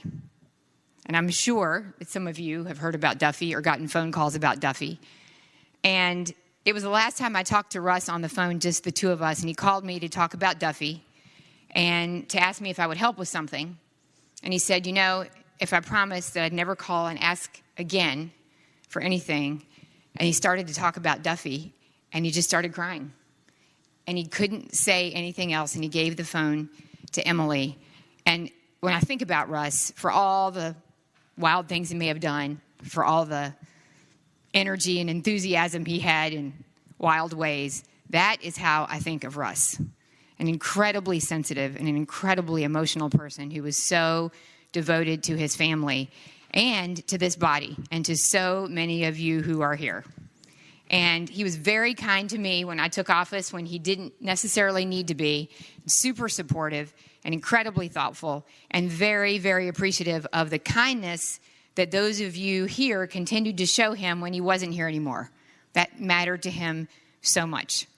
So I could tell you about his amazing life, and I could give you his bio, but you guys all know it. You heard it over and over and over here, and hopefully we'll have a chance to be together sometime in the spring when Emily does a really special memorial for him, and we'll get to see the family, and we'll get to see Duffy for sure. But I just wanted to take a moment to try to do some justice to his life and to what he did in this body.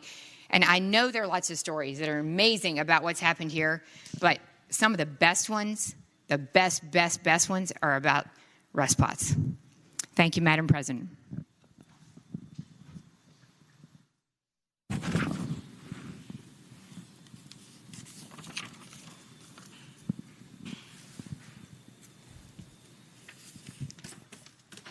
Madam President, if nobody else wishes to speak, I'll move passage of the resolution. House Joint Resolution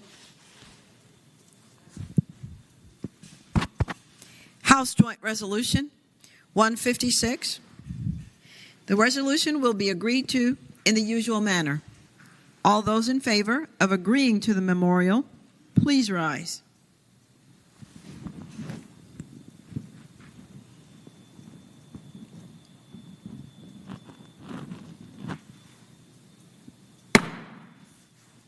The resolution is agreed to. Senate Joint Resolution 65.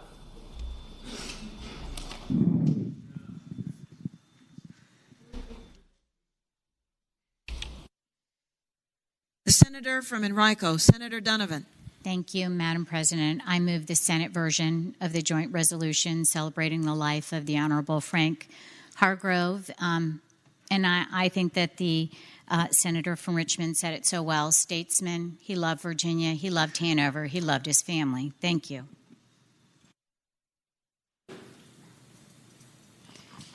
Senate Joint Resolution 65 will be agreed to in the usual manner. All those in favor of agreeing to the memorial, please rise.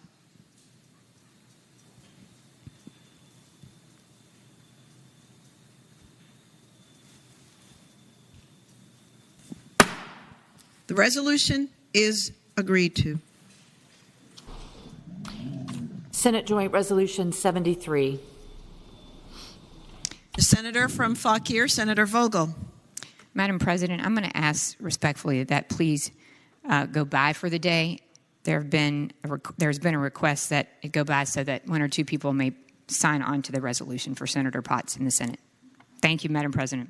Without objection, Senate Joint Resolution 73 goes by for the day. Senate Joint Resolution 76. The senator from Spotsylvania, Senator Reeves. Thank you, Madam President. I would ask that Senate Joint Resolution 76 pass. And speaking to that, the senator has the floor. Thank you, Madam President. It's my pleasure to stand up today to really talk about a guy who really, most of us know him or have known him and served with him. Madam President, I just want to talk a little bit about Governor Holton and what he did to change Virginia politics, but more importantly about his life. You know, Governor Holton, he came from Big Stone Gap. He is a member of the greatest generation. And as a veteran myself, and you, Madam President, that greatest generation has something that I don't think many of us have today, that gut and that resilience. And he served in the Submarine Corps, got commissioned, and also served not only in World War II, but in the Korean War. He graduated from Harvard University after attending Washington and Lee. And probably for our side of the aisle, one of the things he did was he won an election as governor in 1969 with 52.51% of the vote. And he became the first Republican governor since 1869. And as he led Republicans out of the wilderness, he worked on desegregation. And he actually had his own daughter attend a mostly black Richmond public schools as a show of support to make that happen. He fought against the entrenched bird machine, eventually breaking that up. And later on, Madam President, he actually served under President Nixon as an assistant secretary in that administration. Madam President, I will tell you, when I first got elected to this chamber, I got to meet Governor Holton at a couple events, and we talked veteran to veteran.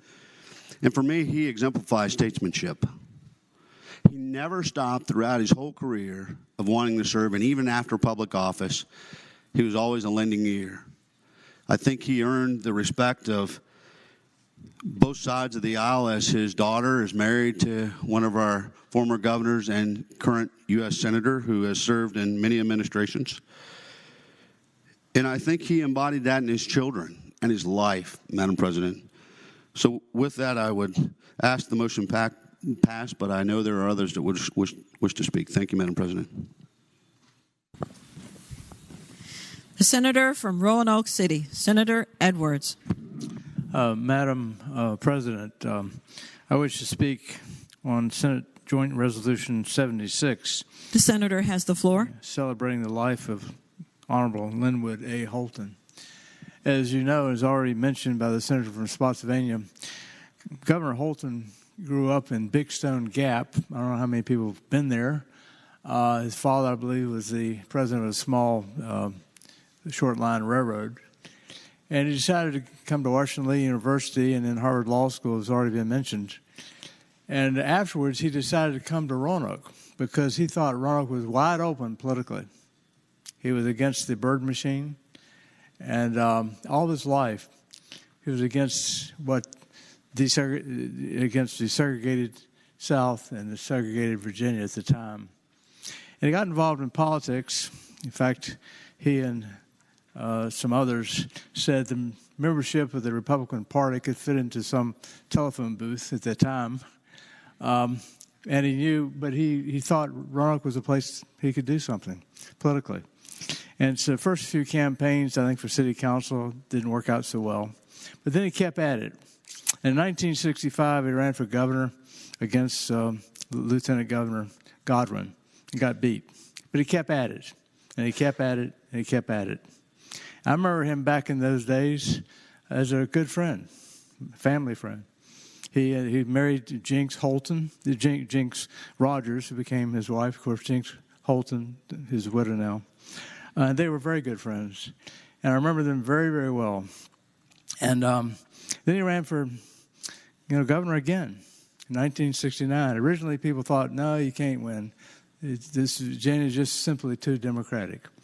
But he was a progressive Republican. And when he was elected, he famously said in his inaugural, the era of defiance is over. And he became famous when he walked his 6-year-old daughter to a local public school, now named the Linwood Holton Elementary School. It was on the cover of the New York Times, a Southern Republican governor walking his daughter to a desegregated school. That really made news.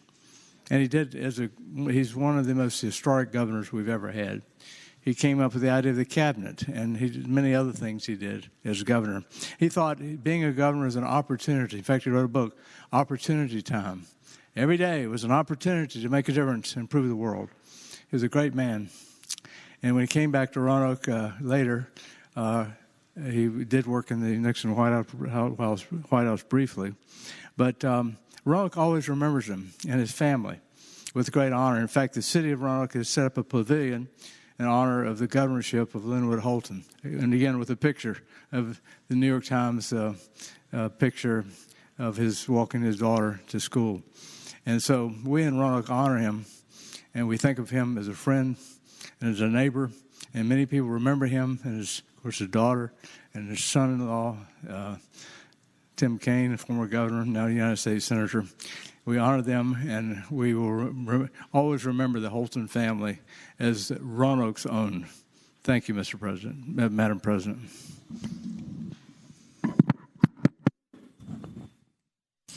The senator from Western Fairfax County, Senator Marsden. Thank you, Madam President. Speak to the resolution. The senator has the floor. Thank you very much. Linwood Holton may have been the first man from Southwest Virginia to figure out the true value of Northern Virginia. Now, several years ago, I attended the dedication of the plaza named in his honor at George Mason University. He told the story of when he's running for governor for the first time in 1965, coming to Northern Virginia. And one of his friends said, "Linwood, why are you going to Northern Virginia?" He says, "Because I can count." Thank you very much.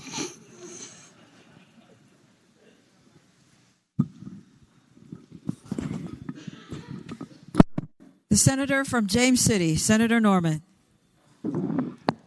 Thank you, Madam President. I rise to speak on Senate Joint Resolution, please. The senator may say on. Madam President, I listened to interest about recounting Governor Holton's history and what he did on the Commonwealth of Virginia. I had the privilege of knowing Governor Holton and Jinx, and I think sometimes we forget that governors can have very immediate but permanent impacts on localities.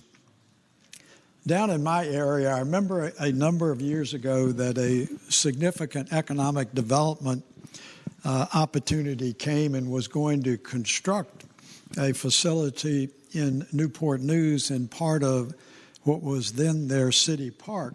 And when they did soil borings, they found out that the soil could not support the concrete structures and the fixtures that were going to go into that business. And lo and behold, an opportunity presented itself. And the only reason I know about that opportunity is my former and late father-in-law happened to know the president of that company. And he said, "I have an opportunity for you in Williamsburg." And he said that the company that I happen to be the president and CEO of owns a plantation by the name of King's Mill, and we will make that property available for you if you will come and do your economic development there in Williamsburg and James City County. And the only stumbling block came after my father-in-law had enticed this gentleman to move the economic development opportunity from Newport News to Williamsburg was highway transportation. And the president of the economic development company said, "I have to have more immediate access to Interstate 64 going east and west, and I also need a bypass that will shorten that route in another direction towards Richmond." And so my former father-in-law went and met with Governor Holton, and he said, "I will make it happen. I will make it happen." And as it turned out, this was transformational for the entire historic triangle because August Bush Sr. decided to construct the Bush beer plant there on Kings Mill to develop a mixed residential community by the name of Kings Mill, to build an amusement park that we know as Busch Gardens, to build another amusement park known as Water Country USA, and it literally took James City County from a rural population with a shared school system with the city of Williamsburg. At that time, there were about 5,000 people in all of James City County, and the biggest economic development opportunity they had was the Hunt Farm. And the transformational impact that Governor Holton had by cooperating and assisting the location of Anheuser-Busch and its related companies, as I said, was transformational, and it really was an extraordinary experience, and for that we are ever appreciative.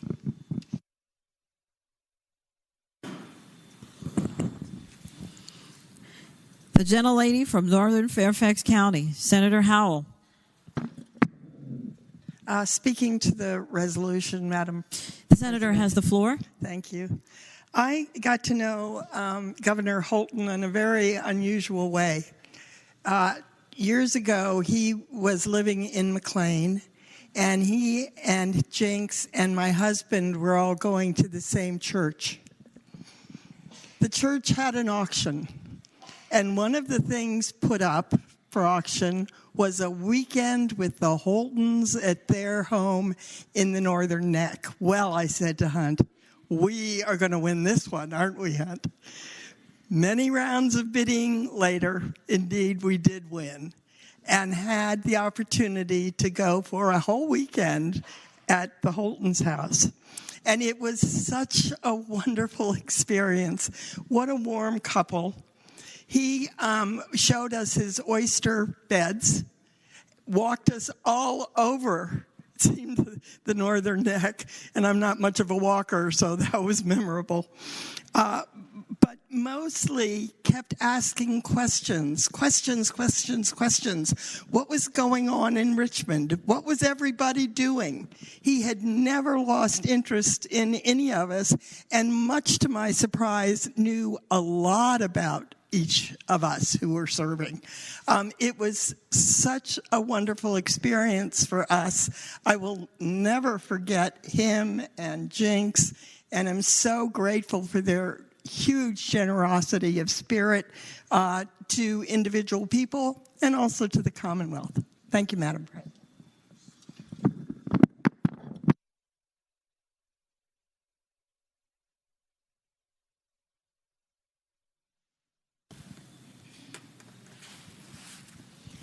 Senate Joint Resolution 76 will be agreed to in the usual manner. All those in favor of agreeing to the memorial resolution, please rise.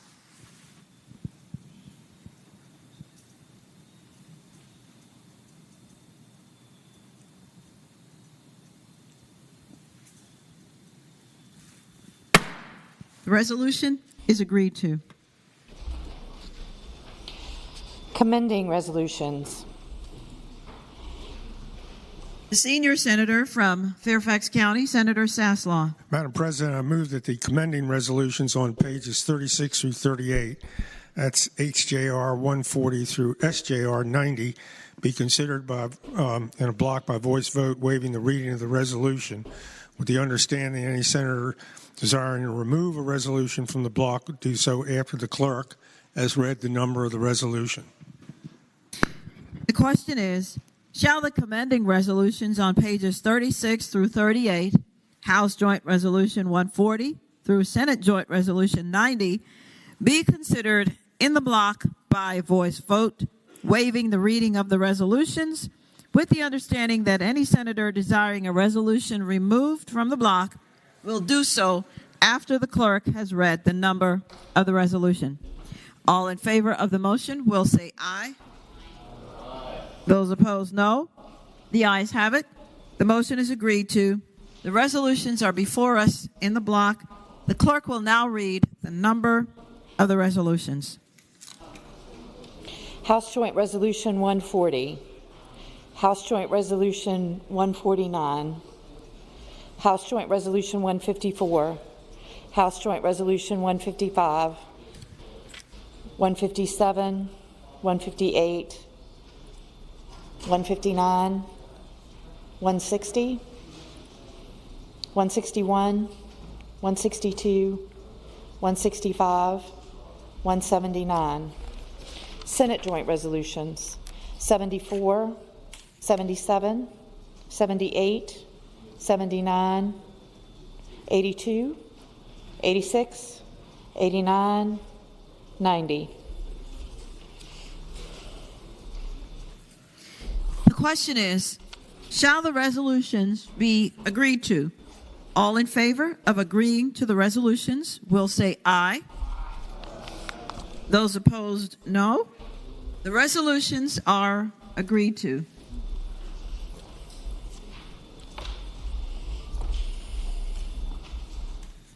The senior senator from Fairfax County, Senator Saslaw. Madam President, I inquire the clerk, does that complete the calendar for today? Yes, sir. Thank you. The chair recognizes the senator from Fairfax City, Senator Peterson. Thank you, Madam President. Rise for an introduction. The senator has the floor. Thank you, Madam President, ladies and gentlemen of the Senate. I've got some very good friends that are completely over my head, literally, figuratively, metaphorically, and that is the Town of Vienna Town Council that are here visiting today for VML Day. I've got Mayor Linda Colbert, council members Chuck Anderson and Howard Springsteen, the town manager Mercury Payton, and town clerk is there also. And I think also Steve Brillia, the town attorney's poking around up there because he was the one that sent me the text. But the bottom line is they're great people, and I've been proud to represent them and hope to keep doing so. So please give them a warm welcome to the Senate. Good afternoon to you. Thank you for coming to watch your Senate in action. We thank you for the service that you are doing in your neck of the woods. Senators, please join me in giving them the round welcome of the Senate.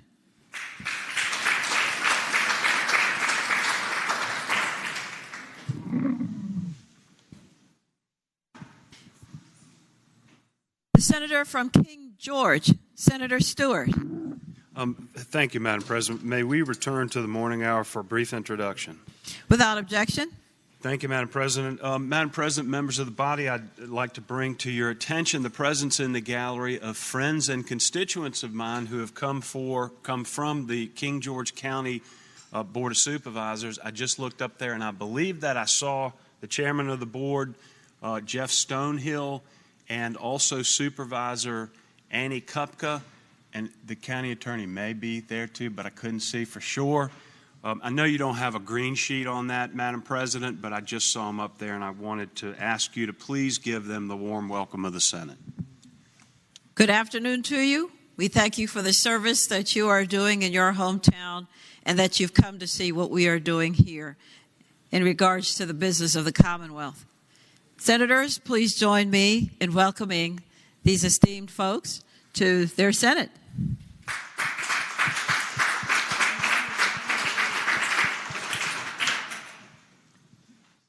The gentleman from Roanoke County, Senator Suderline. Thank you, Madam President. For a brief point of personal privilege, I rise. The senator has the floor. Thank you, Madam President. It was an interesting day hearing so many of the memorial resolutions, especially some pretty historic figures like Linwood Holton. And we had a great remarks by my colleague from Roanoke City about all of his great ties to Roanoke and how proud we are of his ties to the city. And something that you think about when you hear about that is we always think about history as things that were happening before we arrived, but obviously the Holton administration was a major point in history.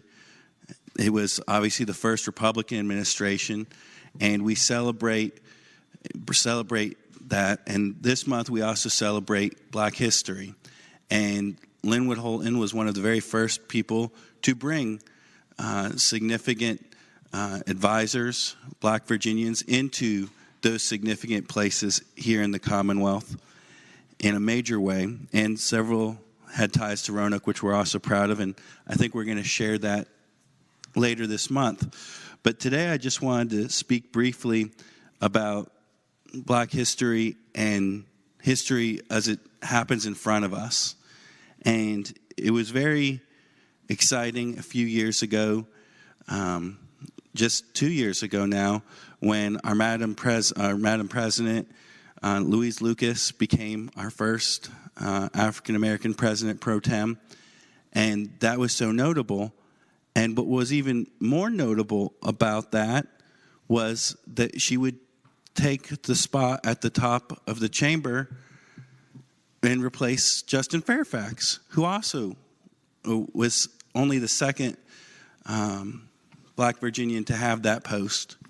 And what was amazing to me again, getting to see history firsthand, was when Lieutenant Governor Fairfax handed the gavel to you just a few weeks ago, and getting to be here in the chamber, and that was very exciting to get to see. I also noted that day how exciting I was that my daughters get to see you in this role, and it's exciting that when you are not presiding, the Senator Lucas, the senator from Portsmouth, is presiding, and how unique that is for them to get to see.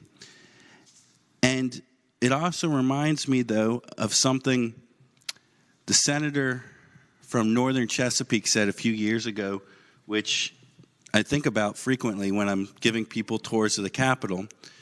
And he was talking on legislation related to redistricting and the effects that has on who's here.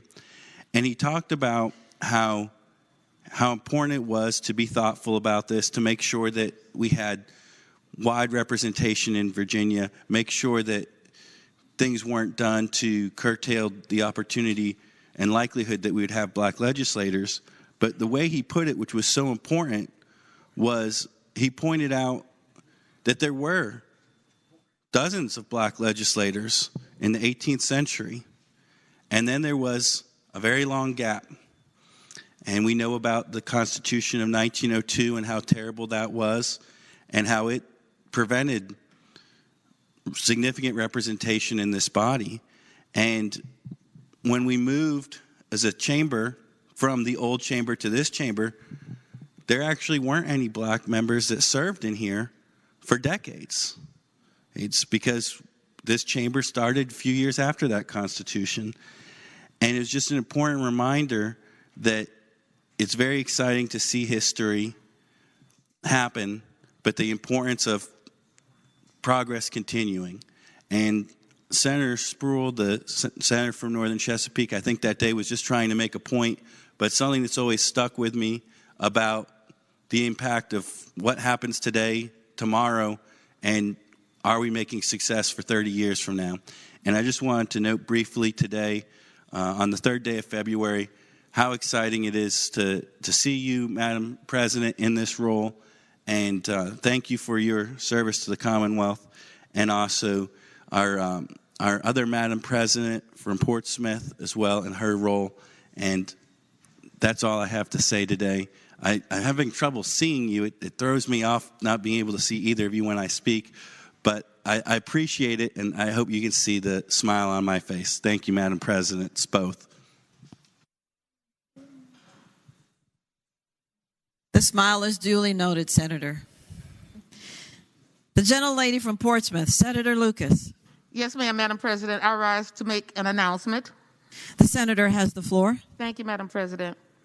We had some difficulty trying to get through the education and health calendar or agenda this morning, and so we ran out of time, and we did not have enough time left in the morning to go to our COPN subcommittee. Well, the first thing I'd like to do is announce that on that committee is going to be Senator Lewis and Senator Pillion.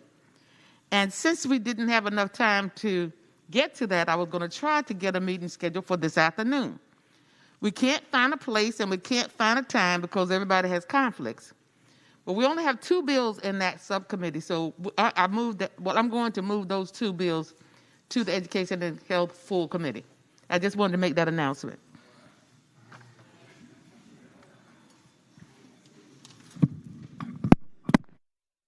Hobie has tried. We can't find a location and we can't find a time because everybody has a conflict. Too many conflicts. We were going to try to get a proxy from you, Senator Saslow, and send you on your way, but that doesn't help us much.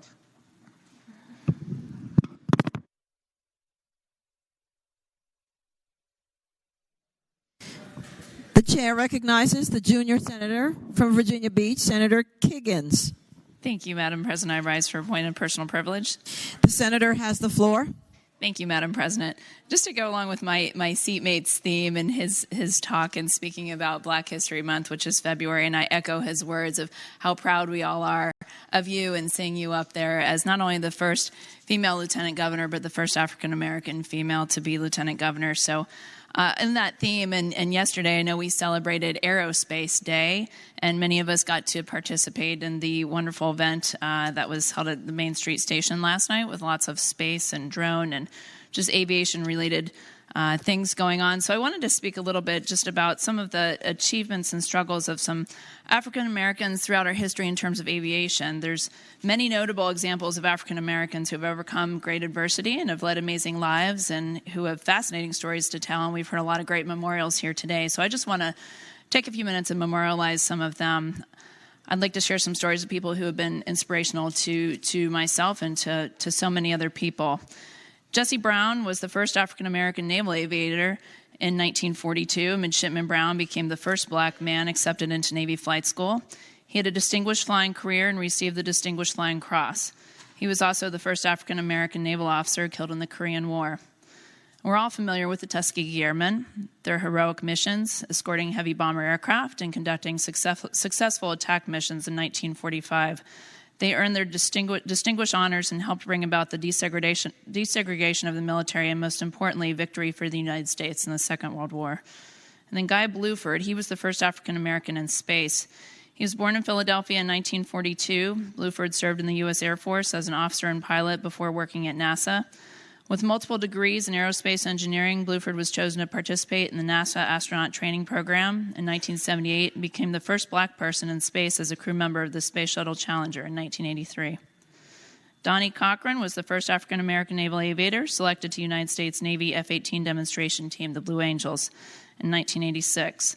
Cochran later assumed command of the Blue Angels in 1994, and he's a 2022 inductee into the Georgia Aviation Hall of Fame. Brenda Robertson, in 1979, Robertson was the 59th female to enter the Naval Flight Training Program and the first black female to earn her wings in 1980. She was also one of the first women to make aircraft carrier landings in 1981.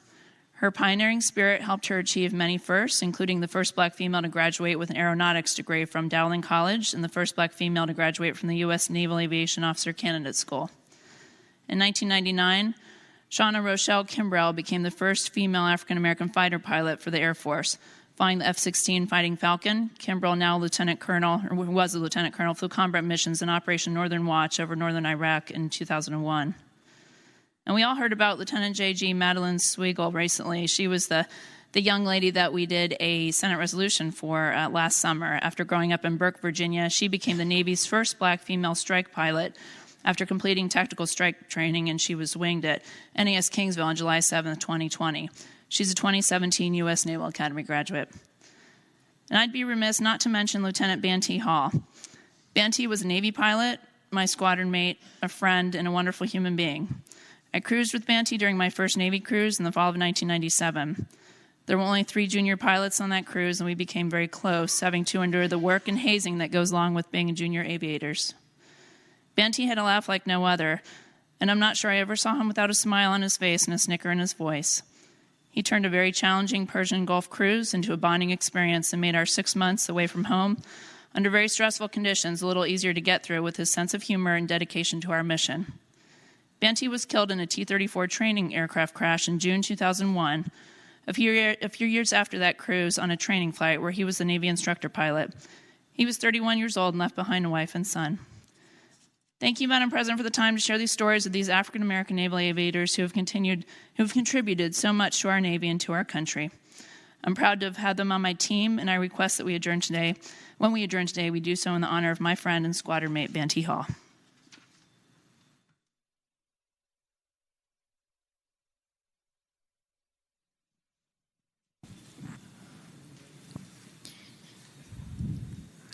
Is there any other business to come before the Senate?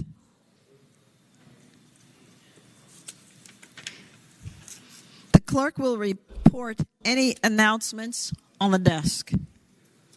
Announcements for Thursday, February 3rd, 2022. The Committee on Transportation will meet 15 minutes after adjournment in Senate Room 3 in the Capitol. The Education and Health Subcommittee on Public Education will meet 1/2 hour after adjournment in Subcommittee Room 2, 5th floor, Pocahontas. Senators Hashmi, Howell, Locke, Donovan, and Peake. The Finance and Appropriations Subcommittee on K-12 Education will meet at 3:00 p.m. in Subcommittee Room 1, 5th floor, Pocahontas. Senators Saslaw, Howell, Norman, Lucas, Newman, and McClellan. The Finance and Appropriations Subcommittee on Resources will meet at 4:30 p.m. in Committee Room B, Pocahontas. Senators Howell, Norman, Newman, Barker, and McClellan. On Friday, February 4th, 2022, the Finance and Appropriations Subcommittee on Capital Outlay will meet at 8:00 a.m. in Subcommittee Room 1, 5th floor, Pocahontas. Senators Deeds, Norman, Howell, Saslaw, Hanger, and Locke. The Committee on Rehabilitation and Social Services will meet at 8:00 a.m. in Senate Room A, Pocahontas. The Education and Health Subcommittee on Health Professions will meet at 8:00 a.m. in Subcommittee Room 2, 5th floor, Pocahontas. Senators Barker, Saslaw, Newman, Edwards, Lewis, Donovan, Suderline, and Pillion. The Democratic Caucus will meet 1/2 hour before session in Senate Room 1 in the Capitol. The Republican Caucus will meet 1/2 hour before session in Senate Room 2 in the Capitol. The senior senator from Fairfax County, Senator Saslaw. Yeah, I just want to state that the K through 12 subcommittee on the Finance and Appropriations will meet at 3:15 instead of 3 because it's 2:54 already. Okay. The Finance and Appropriations Subcommittee on K-12 Education will meet at 3:15 in Subcommittee Room 1, 5th floor, Pocahontas. This is a time change. Chair recognizes the senator from Bath, Senator Deeds. Thank you, Madam President. I just want to remind everybody who's on the Capital Outlay Subcommittee that our meeting is at 8 sharp tomorrow. We're supposed to tour the new GAB. And so any member who wants to be there, wants to go on a tour, has to be there at 8 o'clock or we're going to be gone. Thank you. Yeah, if you want to. Is there any other business? Hearing none, the chair now calls on the history-making President Pro Tem, the senator from Portsmouth, Senator Lucas. Thank you, history-making Madam President Pro Tem. I move that the Senate do now adjourn until 11 o'clock on tomorrow, and that in so doing, we adjourn in memory of Banty Hall. The question is, shall the Senate adjourn until 12 o'clock noon tomorrow in the memory of Banty Hall? All in favor of the motion will say aye. Those opposed, no. The Senate stands adjourned until 11 o'clock noon tomorrow in the memory of Banty Hall.